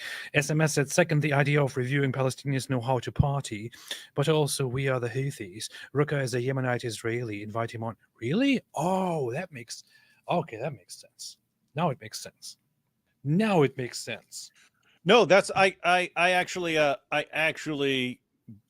got that after we were pointing out the thing about Akbar and so on. It's like, oh, he knows Hebrew. That's why it occurred to him. Because that made more sense than he's following apologetics dealing with dawah. And he's I did think for a second it made more sense. Might be Jewish, but this explanation just puts it all in. Yeah, so it was after people said, "Oh no, we hear that." Then that became the better explanation, because the first explanation was, "How does he know that we point out that they're actually saying Allah's a mouse?" That's an argument based on that we bring up about Muhammad in the Bible. How is he familiar with that? He must be into these discussions and so on. He must be familiar with the apologetic. Then when everyone's like, "Of course we hear that. It's exactly what it sounds like they're saying," is, oh, that's how he knows that stuff. Now it makes sense. Yes, last night before I went to sleep, I was looking through his songs, through the music videos, and some of them were like, some of them make fun of Jews and go like very like borderline unacceptable territory. And now it makes sense. It's the typical Jewish, the Jewish sense of humor of making fun of Jews. Now I get it. Because he's just making fun of everything that is out there, of everything, of Nazis, of Islamists, of Andrew Tate. For some reason, my personal favorite, I came across one of these videos, and that was he made a music video about Liechtenstein, the country, and I was like, what? Why would you make one about Liechtenstein? But it was just, oh yeah, here. parody. I don't like Liechtenstein, and this was hilarious to me because I'm a nerd. But yeah, I want to see someone make fun of Liechtenstein, but rhyme it with Ludwig Wittgenstein, because that's weird that those things rhyme that perfectly. yeah. Jews can laugh at themselves. Muslims not so much. I know. This is what was surprising. I lots of people say this.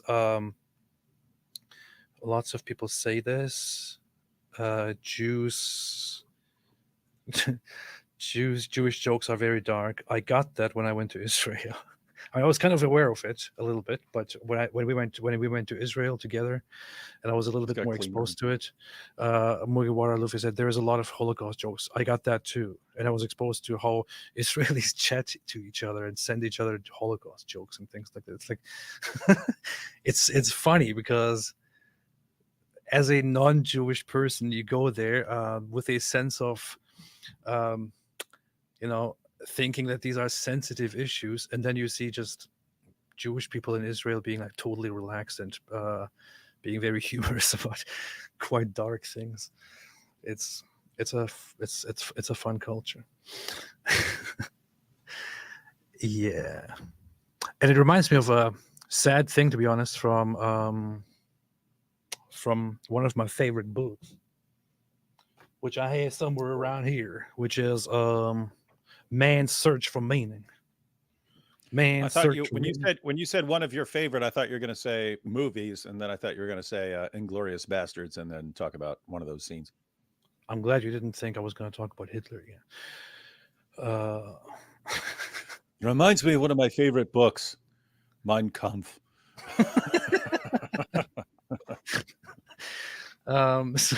Man's Search for Meaning by Viktor Frankl. He, as a Holocaust survivor, he talks about there's this very messed up part where he talks about where he analyzes the psychology of people who are now slowly aware that they are in a death camp and that they are being sent to their deaths whenever they don't serve any proper purpose anymore. So what the Nazis are doing is that they are using lots of these people for labor, and once some of the the people in the concentration camp become physically unfit, unhealthy, and useless to them, they get put on a list, or just set aside to go and get killed. And he's talking about how in their cell or their room, whatever you call it, it became a very well-known joke to, for example, to say to look at each other and say, you're looking a little bit skinny there. I think you're next, or say stuff like that to each other to just then collectively together laugh and make light of the fact that you are possibly about to get killed like all the others who were just killed. And I don't know, he's talking about the bizarre aspect of just finding relief in humor when you're confronted with this inevitable with the situation of not being able to escape the fate of getting killed, mass killed. And I don't know, deep stuff. Yes, very powerful book. Would recommend. It's even a very short book, actually. So that's why I read it. Otherwise, I would never read a book. Books are for losers, as Andrew Tate likes to say. Right. Let's continue with the super chats. SMS. Second the idea. Celery Rouscon said, notice that I am kind of reading this French thing into your name, which I do deliberately because I like doing the whole fake accents. I'm sorry, Celery.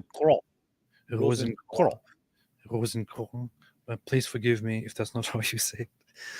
Notice that man admits to using the elderly, children, and women as sacrifices for the sake of fighting Israel. He says that out loud. I know. They have been saying that very openly and very clearly for so long now.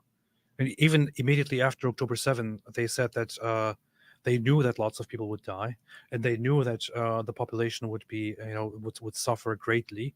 But they took that into consideration already, because Palestinians are a nation of martyrs, and they are ready to sacrifice the martyrs and this population in order to achieve the final goal of destroying Israel, which has no right to exist. These are their words. This is Hamas speaking. It's not us making it up. It's not Israel making it up. It's Hamas directly saying it.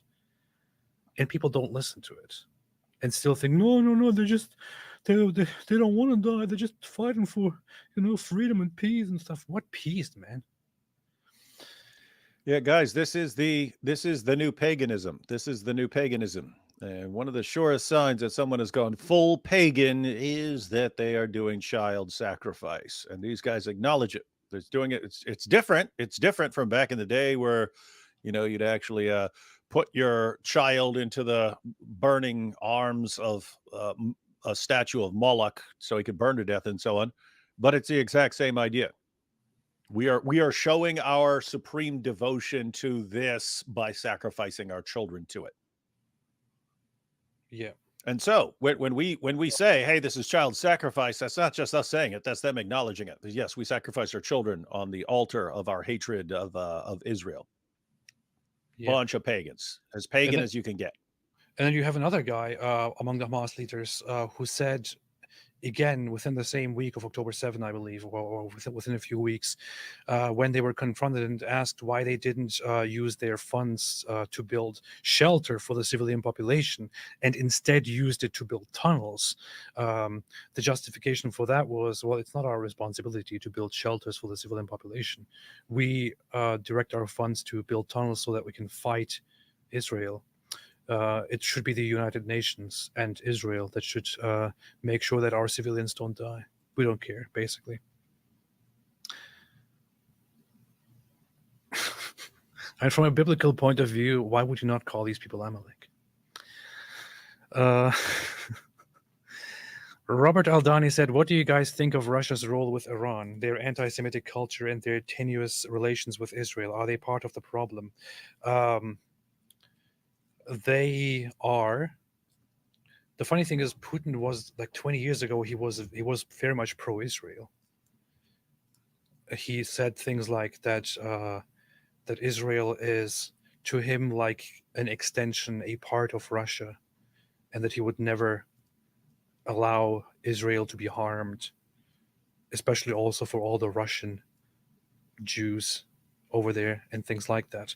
But in the last 20 years, things really, really changed politically. Right now, he's, openly anti-Israel and aligning with the enemies of Israel who pledged that they want death for Israel, like Iran. I mean, if you are in the world, if you are allies with Iran, this is a very big statement already on where you are. He changed a lot, and he is very, very much outright anti-West, anti-Israel, anti-Jewish at this point, it seems, and so on. It's pretty bad. Ben Yehudi Main Netanyahu says, my favorite Christian, my favorite agnostic duo. Thank you very much. Appreciate it. Fox McCloud, it's more embarrassing and better to have them in handcuff, no martyr, for them to just long life behind bars. Yeah, but I would want just that one Fatih Hamad. I think he should just die. Mike Roch Winger said Mike Winger doesn't qualify to be a pastor. MHY. Who is MHY? Oh, that's your boy. Masab Hassan Yusuf. Oh. Mike Winger doesn't even qualify to be a pastor. Get off YouTube. Do something else with yourself. Go to your stupid Star Trek conventions.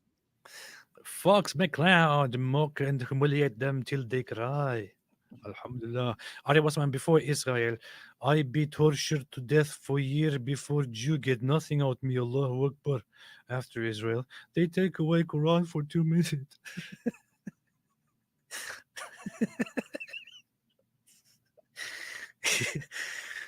Man. Ben Yehudi. Main Netanyahu said, "What's wrong with Westerners sending condolences for Iran's president, the butcher, and Israel is the monster? AP is right. With minds like this, no hope." No, we don't talk like that anymore because people get angry when I say there is no hope. We always have to smile and be cheerful and say, "Oh yeah, things will be good again. Everything will be okay again. No problem. Mass immigration is not a problem. Them wanting to impose Sharia is no problem. Genocide is no problem. Saying death to America is no problem. Everything will be good." That's how I'm supposed to act. See, Dave said, "Russians don't forgive, don't mess with them." Well, I don't forgive either. Cremo the Dreamer said, "Latest SAT analogy, CIA, Al-Qaeda, Mossad, Hamas." Alhamdulillah. Pretty brutal. CIA is to Yes. CIA is to Al Qaeda as Mossad is to Hamas. Yes. That's what I'm saying. DCE said, "Thank you for providing humor during this insanity." You're welcome. Well, thank you so much. Appreciate it. That's what we do. That's what we have to do. That's what we do. This is not a. If you're here to get commentary and proper information on things, this is not the place. This is just comedy. It's entertainment. This is a comedy channel. Right, David? Indeed. That's See, what he we're here doesn't for. disagree. We call it improvisational comedy. Yes. Cars in Depth said, "AP, do you have a mailing address? I want to send you some actual old Israeli shekels taken out of circulation." Oh, yeah. My address is 420 6 Hunter Street, Monkey Town. Yes. Thank you. That'll be very fun. Christina says, "It still blows my mind that huge streamers are making fun of Islam, Muslim conspiracy theories." I don't think any huge Destiny. streamers would be Talking making fun about of Destiny. conspiracy theories. Nobody would do that. That would be Islamophobic to begin with. Destiny has been very consistently based on that kind of stuff. So that's the good thing. Yeah, somebody wrote down the address. I don't even remember what I just said. Rochester, 426 Hunter Street, Monkey Town.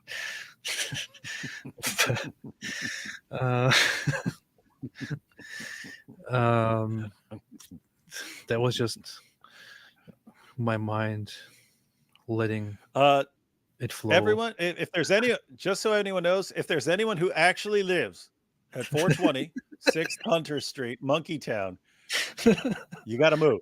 You got to move or get some security. I'm sorry, whoever lives there at 426 Hunter Street, Monkey Town. I'm sorry. I didn't mean to do this. Celeria Rosencroix said, "I have sympathy for them, but because they are brainwashed and exploited by their leaders, I love them and want future generations to have better." See, sometimes I find myself in a place where I think that too and have some empathy. But when you're in the middle of the heat, it's very hard to think about that. While the other side has a gun against your head.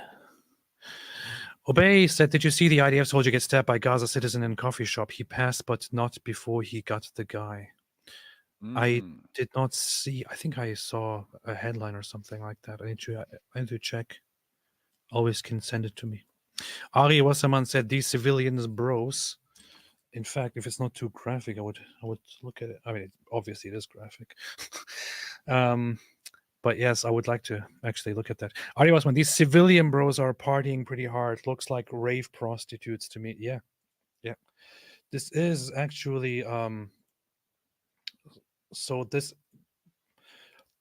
for a quite Islamic place, prostitution is quite open and visible in Gaza, where you have here, I don't know how many of them are there, like 50, I don't know, 100, 200, 300, I don't know how many hundred of prostitutes there are. But yeah, this is basically rave prostitutes.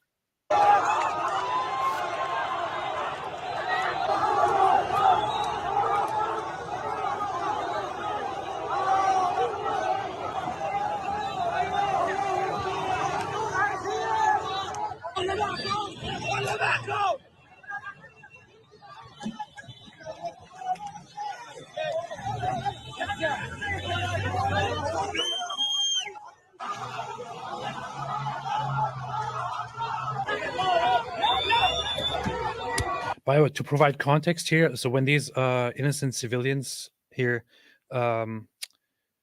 gently touch the body of an Israeli occupier here, well, they're just trying to wake him up and to send a message that they are being peaceful and that they want to be friends. Yeah, it's Don't basically misunderstand like us. it's the Gazan version of CPR. Yeah, or just hello, hey, wake up.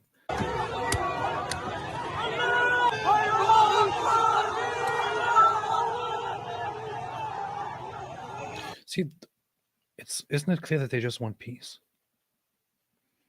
Why are people so bigoted? I don't get it. All they want is peace. Why am I looking at a 49? Why am I? Is this actually Jonathan? Is that him Pajou, actually skateboarding? 49. I will be 49 next month. Figured I'm allowed my midlife crisis. This should be viral if this is actually him. He's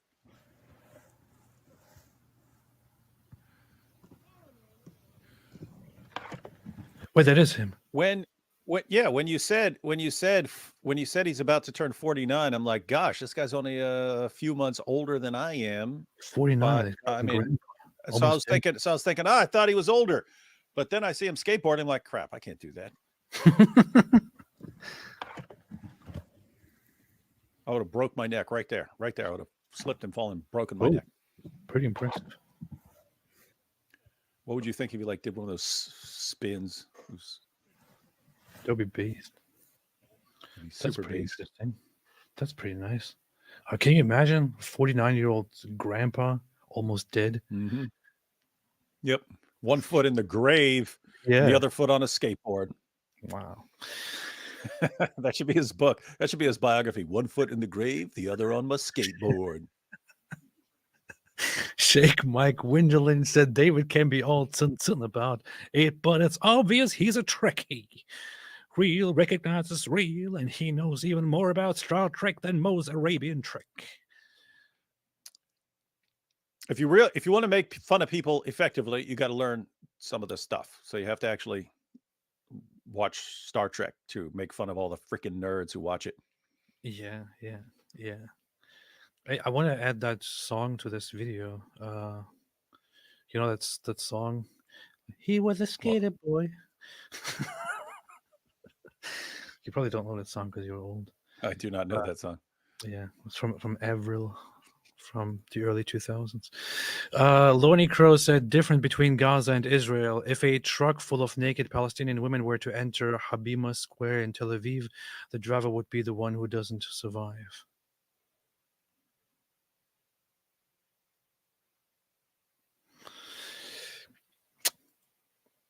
Dark.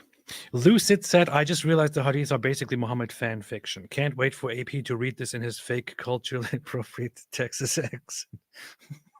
It is cultural appropriation, isn't it? I just realized the hadith are basically Muhammad fanfic. Yeah, that's actually it's pretty standard among Joshua Little pointed this out in his dissertation. That there are lots of non-Muslims who have gone into Quran studies. There are very few who've gone into Hadith studies. And so he actually points out that it's a field you can get into and actually read everything that's been written on it, because there hasn't been a lot of Western scholarly academic investigation of the Hadiths. And so you can actually read everything that's basically been written on the subject. But yeah, non-Muslim scholars have a very, very, very low view of the reliability of the Hadiths, and they basically view it as fan fiction. That's based. Yeah. It's very based. Very, very weird fan fiction. Like, oh yeah, this is our hero. Let's talk about how he would like to have sex with all his wives, and one of them was 9 years old, and he would put all them seeds on his dress. Cars in Depth said, you skipped my super chat about the caliphate. I didn't skip any super chat. Seriously, scumbag? You skipped it? What the heck? Skipping people's stuff? I didn't skip anything at all here. Then you're a liar, Cars in Depth. He didn't skip anything. I didn't skip nothing. Nutters, hey, what's up, Nutters? Nutters is my favorite. Ew, this David guy looks like a massive nerd, and even Mike Winger viewer, but clearly isn't as nerdy as AP. Isn't as nerdly AP. Nerdly AP. Get it right. Oh, nerdly AP. Okay. I bet David doesn't even know what the dates 8671444 1836 1936 all have in common, but AP probably does. Do you know what this is about? Yes, I do. Huh? You wouldn't know. I'll tell you 867. You don't know. 867, Battle of York. Northumbria took on the Viking hordes. 1444, Battle of Varna. Ottomans beat Hungary. 1836, Battle of the Alamo. 1936, Hitler assembles his forces on the border with France. Bam. Now, what do they actually have in common? Wait, but I think that was actually accurate, wasn't it? Because that was 1444 is the turn of what I said about the battles. Yes, that was accurate. Yeah. Yes. Wow. Interesting. Yeah. Pretty sure that Nutters is actually what do those numbers mean? Making this comment because these numbers all represent the starting point of 4 different grand strategy video games that are all based on these historical events. Oh, where they started. Oh, that's from a video. I figured it was from a video game or some crap like that. Yeah. One of those is Crusader Kings. The other is Europa Universalis. The other is Victoria, and the other is Hearts of Iron. Those are the 4 games. This is kind of the historical nerd stuff that nerds like me like to play, and like Nutters. Yeah. Tarun Taj, but yes, that's actually funny. I always knew you were agnostic, not atheist. You're kind and humble, not arrogant and wicked, AP. Atheism was for people like Harris and Ehrman. Just because you are to say that I'm an atheist today. So yeah, and also it was clear that your brain is more like the brain of a mule than of a donkey. Alhamdulillah. Yes.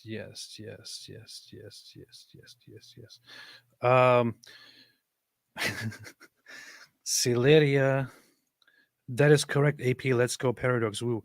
I'm not sure what you said correct to my listing of these games because they were all made by Paradox, or if you're just celebrating that together with my reference to your name, please let me know. This is very important. Oh, here you are again. Celeria Rosencroix said you'd probably compare to Amorites, not Amalekites.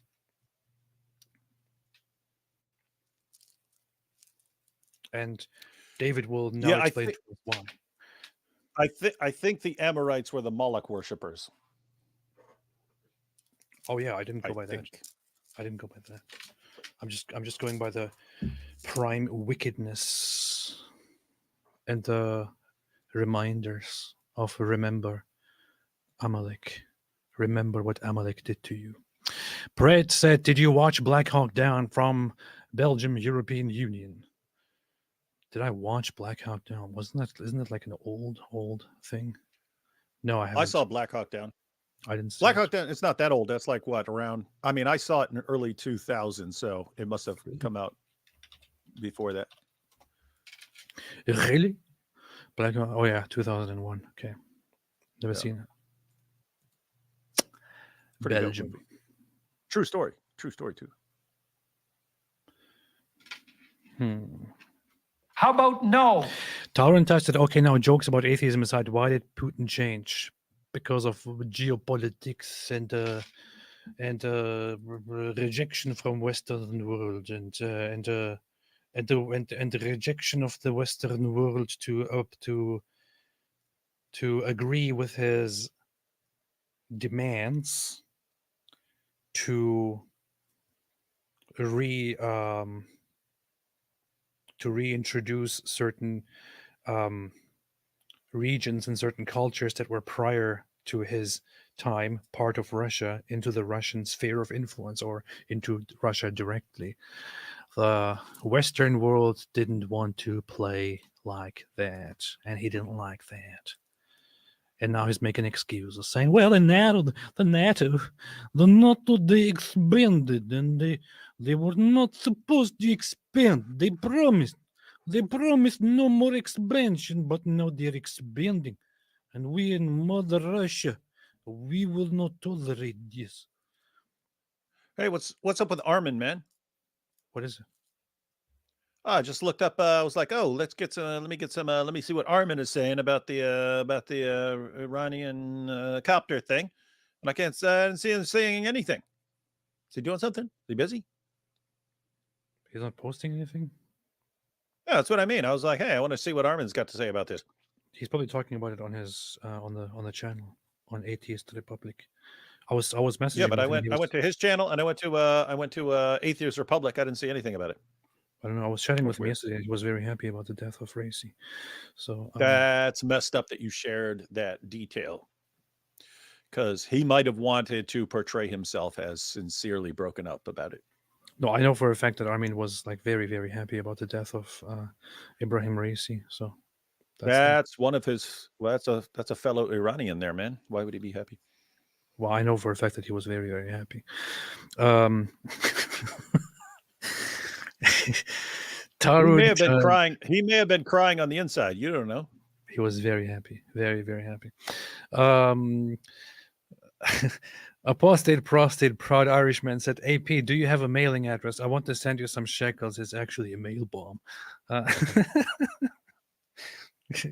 Yes. I want to send you some shekels. It's actually a mail bomb. That's funny.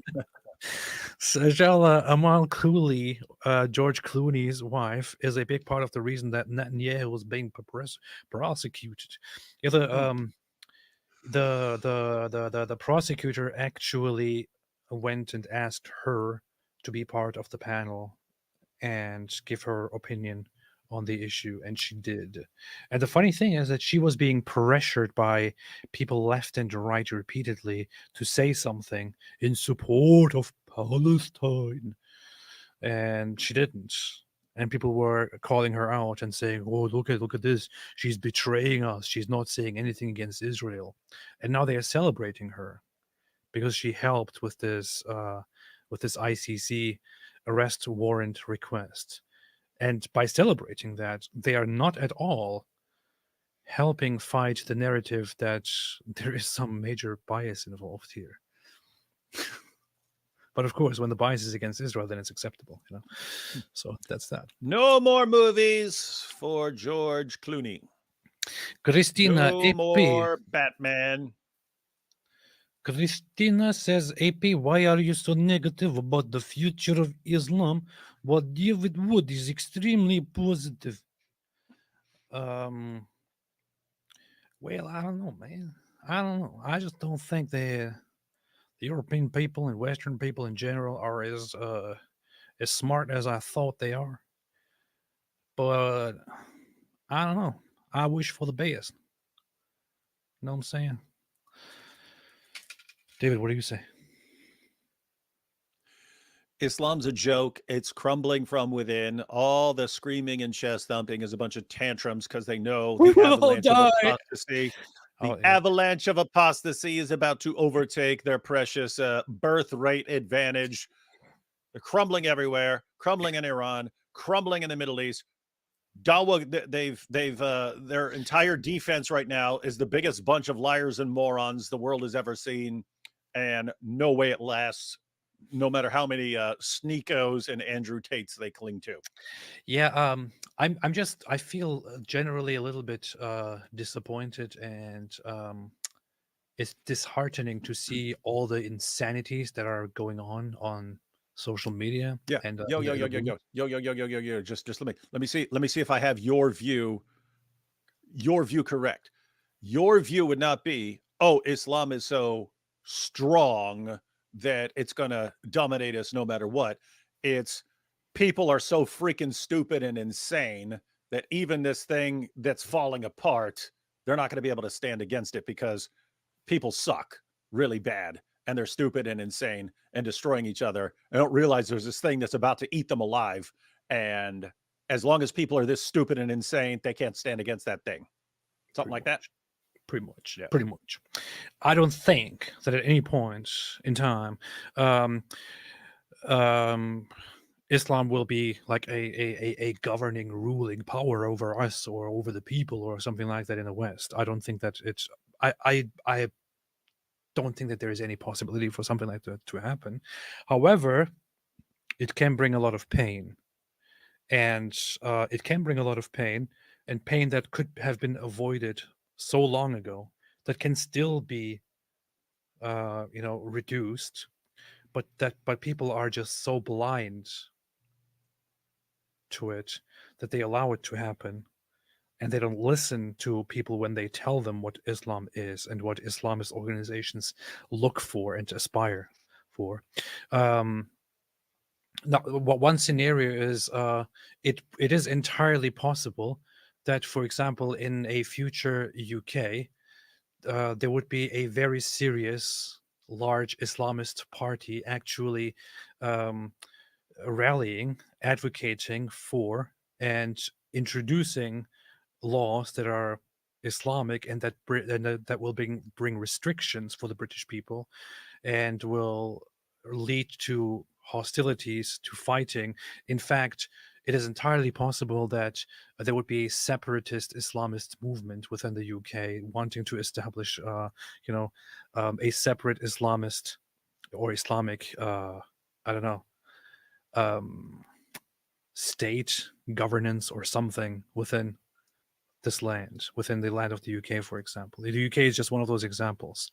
And of course, I'm not saying I think it's definitely going to happen, but it's totally possible for something like that to happen, especially given the way things are going right now and given the blindness that people always respond with when it comes to Islam. Yep. That said, in the end, it will fall and fail because it is ridiculously dumb. But why allow all this stupid suffering when you have brilliant cultures?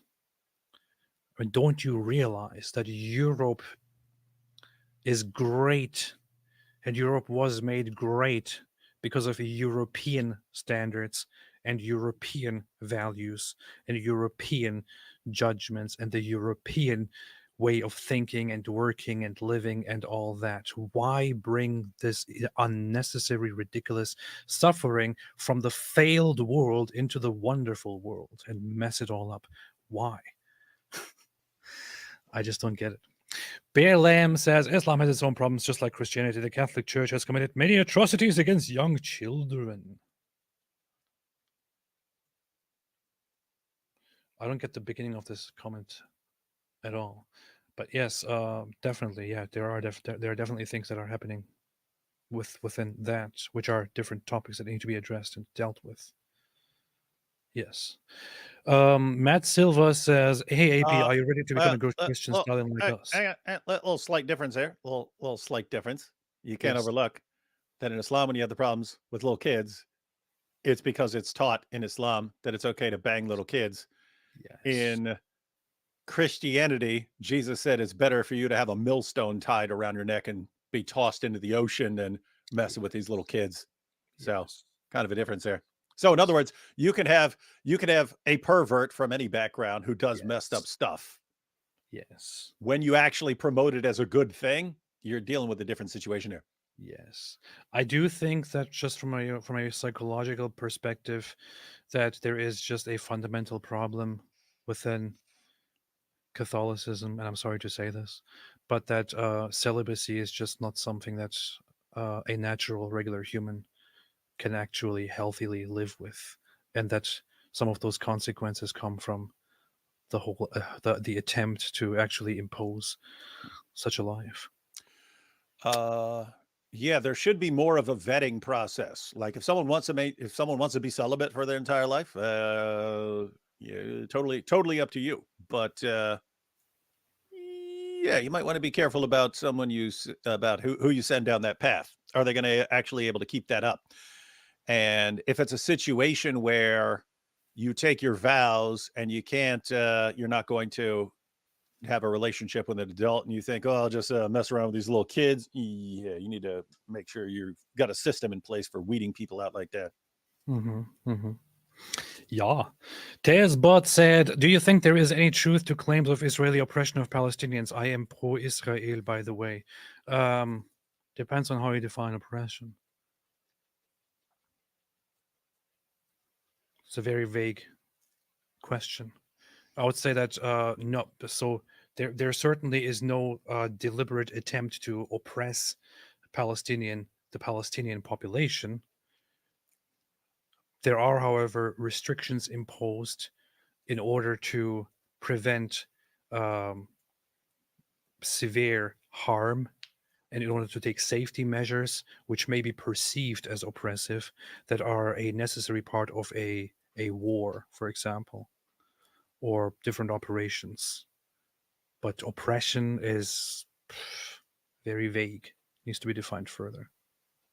But again, and that just leads back to this whole issue. The ICC, for example, the ICC prosecutor says that Israel has committed certain actions that endanger or lead to extermination because they perceive the population of Gaza as a threat.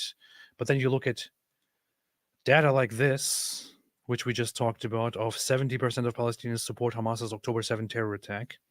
And then you look at footage that I just played over and over again of civilians celebrating the killing and the hostage taking, and you ask yourself, why does Israel perceive these people as a threat? Yeah, and how should they act? Yeah, it's similar to the question, like, is there American oppression of Muslims in America? You could point to things. You could say, hey, after the 9/11 attacks, there were people who had nothing to do with the attacks, who were, sort of focuses of investigations and so on.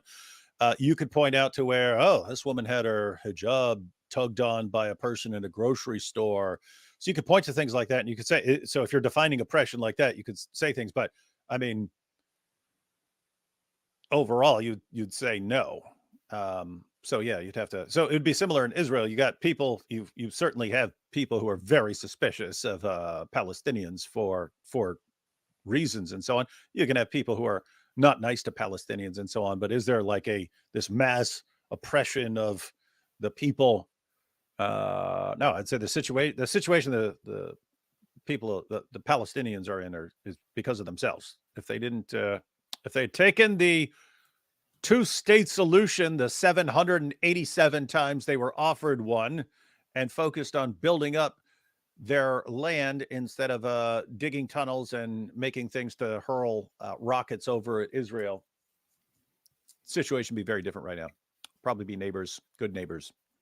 As said, 1948 is when the Zionist founders of the modern state of Israel have it in written form in their discussions, in their notes, of how they assume that a neighboring Arab state will be established, and or they say that the Arab population outside the state of Israel will likely establish another state, and they will possibly call it Palestine. So we should not use that name in our international forum. We should stick to Israel.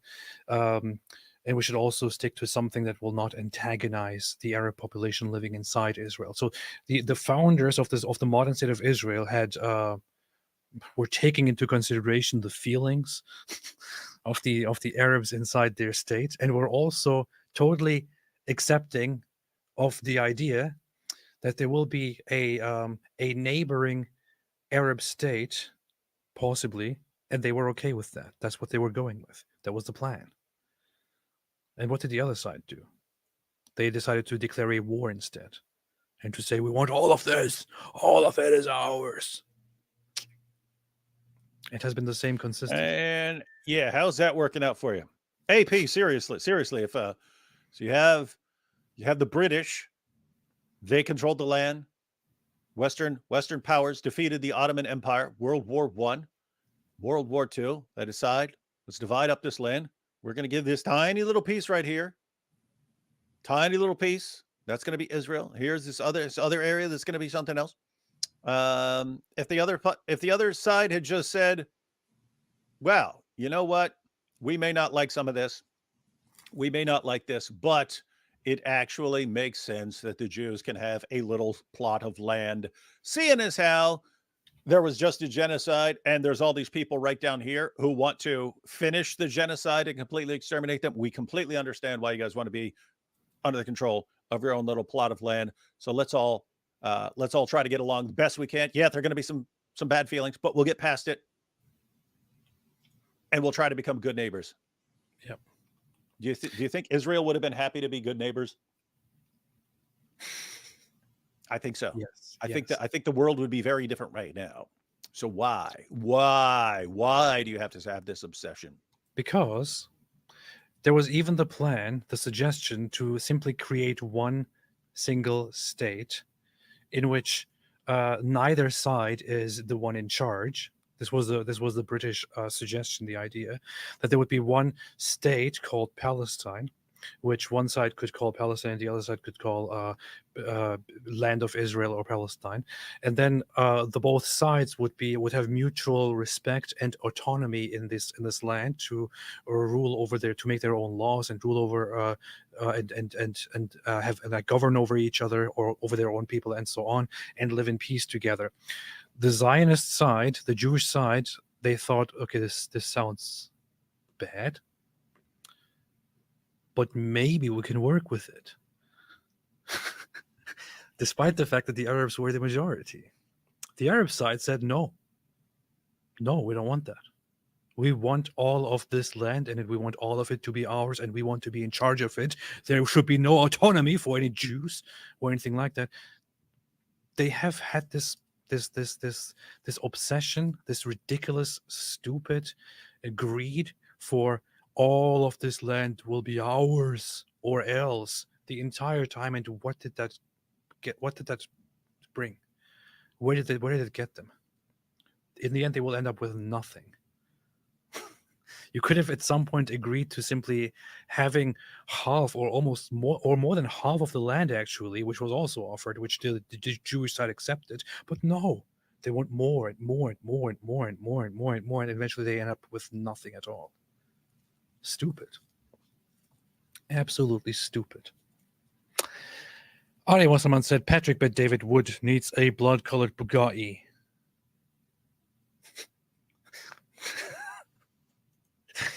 Tarun Taj said, isn't that good of Putin? Also, you guys watched mine. No, I didn't, but thank you. Nutters said, AP the type of a dude to make an Adolf LARP civilization in Stellaris and buy slaves just to end them. SMH, typical Turkish atheist who reads Mein Kampf.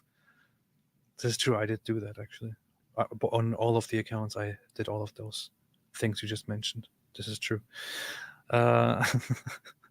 Stellaris is also a game, but David, you wouldn't. I gathered that. I'm not familiar with it, but I gathered that. Yeah. Let's just say Stellaris may be a good game, but it's no Galaga.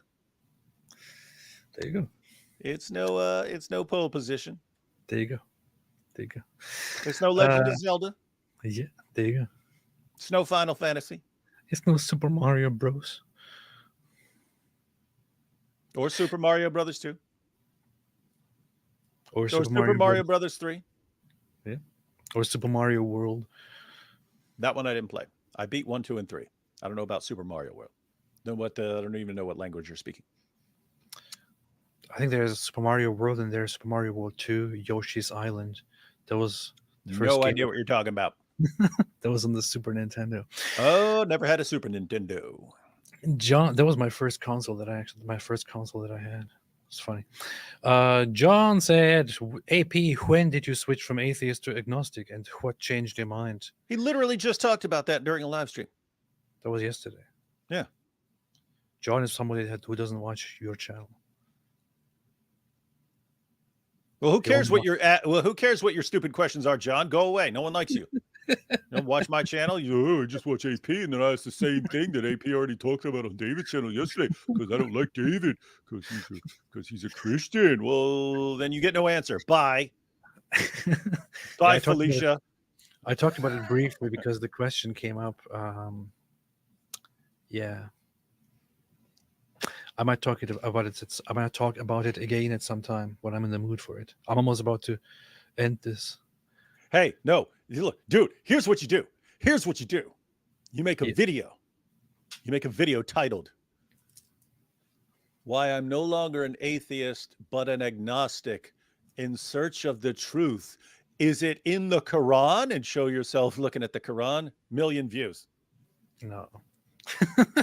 You can become one of these guys like Bobby's World or all these other grifters, and I'm really becoming interested in Islam. You know, it's starting. Guys, let me post all these questions. What should I read from the Quran? I did think before that maybe I should try out an experiment where I publicly, in a very believable way, slowly pretend to question all my doubts in Islam, and then publicly declare that I'm, like, I think going back to Islam and becoming a Muslim. And I would think it would even be part of the plan that I actually will lose a lot of my audience, and a lot of people will say, wow, I really didn't expect this from you. But I would just go through with it, and this would be like a long plan for several weeks, or maybe even a month. No, for years.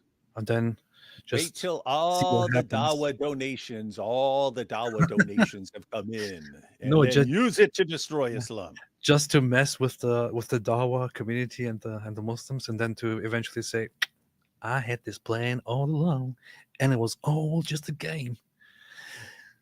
I got you. So, but then I thought, why in the world would I do that? Nada says, AP, the type of dude who plays Germany in Hearts of Iron 4 and puts Poland. It doesn't say Hearts of Iron 4. It says Hoi 4. Hoi 4 puts Poland on harsh occupation to make it more historical. SMH, unbelievable. This is true. I did do that. I did all the most messed up things in these games. Yeah. I also played Crusader Kings is a game where you can act like these people actually and live their family lives and do all kinds of personal plots against each other and things like that, and their family members. And there's even you can enslave people, you can torture them and execute them. You can do incest and stuff like that. Wow. I decided at some point that I should create a fictional kingdom, which would be the incestuous kingdom of of something, and then everyone is just intermarrying, and everyone is having diseases and is crippled. These are very interesting games. Hey, I was telling you, I have one of my sons is clearly a psychopath. He doesn't have any normal reactions to anyone. One day I was sitting there watching him. I'm on my laptop and stuff, and he's playing a video game, and I look up, and it's one of these kingdom building adventure games and stuff. But I saw him, and he's going by a town, and it specifically comes up, this is a poor town. These people have nothing, so there's nothing to take. And then he invades, kills him, and burns the place to the ground. I'm sitting there looking, going, why did he just do that, right? And then he goes to the next town. It's another poor town. He kills everyone, burns that place to the ground, gets nothing out of it. And I go, Blaze, what are you doing? What are you doing killing all these people and taking all their stuff? And they're nothing. They're poor. They're poor and they're hungry, and you're destroying them. And he goes, and he looks over at me like this. He goes, they're poor and hungry? I'll put them out of their misery then. Goes back to playing. I was like, oh, crap. I'll put them out of their misery. Oh, boy. But games are actually even for people who are have a lot of empathy and stuff. Games are an interesting outlet to do weird things. Yeah. Oh my god.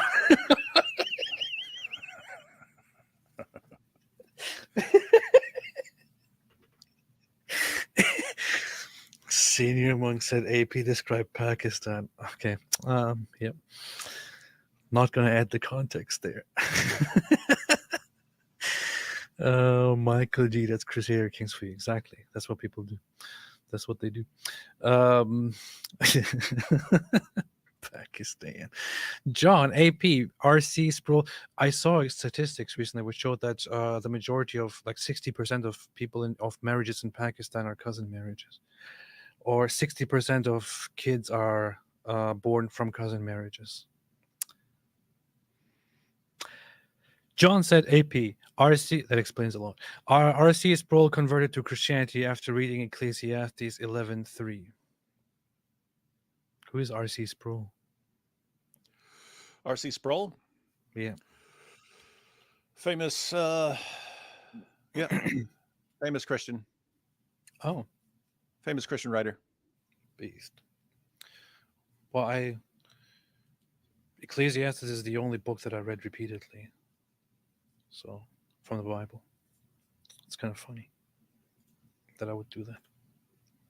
You know what's funny? Because I read that at some point when I was reading a bunch of existentialist stuff from Nietzsche and others, and where I was going into Sartre and all the other weirdos, and then I came across Ecclesiastes, which I opened and started reading again, and it's like, wait a minute, this kind of like the things that it talks about are so familiar to all the stuff that I have been reading for weeks now, but a totally different direction, and I kind of liked where it was going, so I started really liking that book and read it repeatedly. Bunny said people who fall for Islam are the same folks who would shill an MLM in 2024. Are those still a thing? The MLMs? Don't know what that is. Those are those. I know what M&Ms are. MLM is a multi-level marketing business, also called pyramid schemes. Why don't they just call it pyramid schemes? Ecclesiastes is called what, Kohelet, I think, in Hebrew, isn't it? In the Hebrew Bible. Artie Wasserman said, all I know is it's never going to be the UK. Oh yeah, the UK, the UK. Yes. No, it's going to be the it's going to be the UC. The United Caliphate. Yeah, it's going to be the United Caliphate, the UC. Ari Wasserman, there's a documentary called The Longest Hatred, in which a Palestinian complains about my father, who was a refugee since 1948. For 50 years. Israel turned 50 in 1998. That interview was in 1990. That's funny. For 50 years. Yeah. People tell me on Twitter nowadays every day, oh, Israel has been occupying Gaza for 75 years. Okay, thank you. Thank you for showing us that you don't know anything about the history. Thanks. Thanks. Thanks. Thank you very much. Tesbot, strike me that people arguing for Palestine always seem to be lying. Remind me of Al-Dawa, etc. Yes. Not we pointed that out before. But yeah, if you believe you have a legitimate case, why do you need to lie and make things up? That's the question. And so whenever I hear someone lying to make their case, it's like, I don't think you really think you have a good case. Like the Dawa guys, it is similar to the Dawa guys. When they have to make things up to argue their point. It's like, if you really thought you had a good case, why wouldn't you present what you think is a good case rather than lying? Alhamdulillah. That's true. That's true.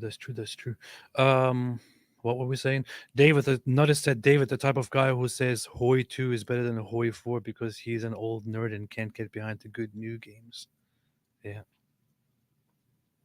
Exactly. Yeah, the controllers are way harder than they used to be. Yeah. On the Atari, you had a joystick and one button, and then Nintendo came out, and that was like extra tricky because then you had A and B and the directions and the select and start, and then I got used to it for Call of Duty zombie mode with the triggers and stuff like that. But yeah, it's I can't get it takes a while to catch on to. For these games, David, you don't use the controller. You use the you talk about nerd computers, keyboard and the mouse, and control an entire like nation. solitaire, like playing solitaire on a computer. Yes, exactly like that. Or Minefield.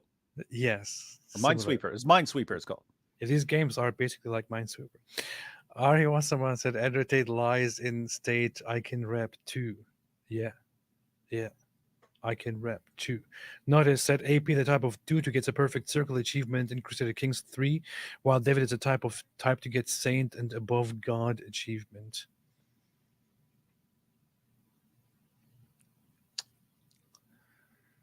I think one of those is where you actually where you subjugate the Pope, or and make him obey you, or something like that, or you take over the papacy. These are the games you guys play. No wonder you all are so screwed up. No, these are actually really like historical games, like games on history, where you can like explore all kinds of alternative history, or just play it according to history. Crusader And, King sounds like a good, interesting game. I It wouldn't is an- mind. it is I a wouldn't mind really- going to war. I wouldn't mind going to war. It's an amazing game, but it's like it's such a game where your whole thing is like involved in the strategy of whatever nation you're in charge of, but also in like you pick a certain character in history, or create your own custom character, and you basically live the actual life of that character, of that king, or So whatever. you like have to go to the bathroom as that character and stuff. Yeah, no, you don't get to the bathroom. Kind of nerdy. But like, I don't know, exploring that character and having actual like like relationships with other kingdoms and things like that, and having children and things like that. It's kind of funny. Yeah. Hey, the only other modern game I played besides Black Ops Zombie mode was Halo Wars, where I would be the aliens because I like going after the humans, and I would get a character who's me called Brute Chieftain, and I would be Brute Chieftain, but I have all my army as well. So I played that before. Beast. That's beast. Beast. Leslie Bones said, it turns out that self-defense is a crime according to the anti-Semitic code on injustice. Well.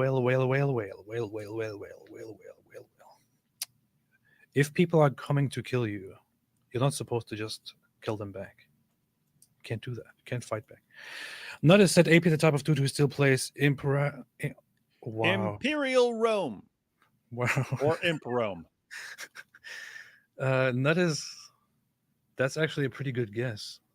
Honestly, I could show you my Steam interface right now, and you will see that I actually have this game installed on my computer because I actually still play it. That is correct. Yes, I am that nerd. Imperator Rome. Not as said AP, the type of dude who posts his Hoi 4 tanks, templates, and encirclements on Reddit. Nope. GoTop said a Pakistani family tree is a wreath. Wreath. It's a wreath. It's a wreath. It's a wreath. It's Okay, a that's big what it's circle. called. Yeah. That's funny. Notice says David AP are the type to do a Tate Groiper nation. Taro and Touch, y'all should watch some Darman. I don't know what the hell that is. I think Nutters is the type of guy who plays Duck Hunt on the original Nintendo, but gets a little tiny TV screen so that when he shoots, he can't actually miss the ducks. Oh, snap.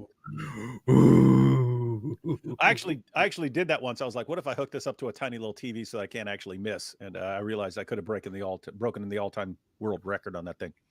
Alhamdulillah. That's some beautiful stuff. That's some beautiful, beautiful stuff. Not as just remember, guys, we keep donate, they stay alive. No, we don't stay alive. Not staying alive. Duck Hunt based, said Darren Plast. All right, gotta go. I will be kind of not very active, and will be in the background this whole week and stuff. So David will be more active this week, I think. He's taking advantage of the fact that I'm no longer here. He's like, finally, I can do whatever I want. Finally have some good shows. Yeah. Without all this yapping the entire time. Can actually get into some meaningful stuff. Yes. All right. Thanks everybody for watching. Oops. Thanks everybody for watching. That's funny. What did I do? Thanks everybody for watching. Have a fantastic day. I will be back very soon. And we'll see you all soon. Stay well, stay healthy, stay good. To hell with the terrorists. And as always, stay away from Islam.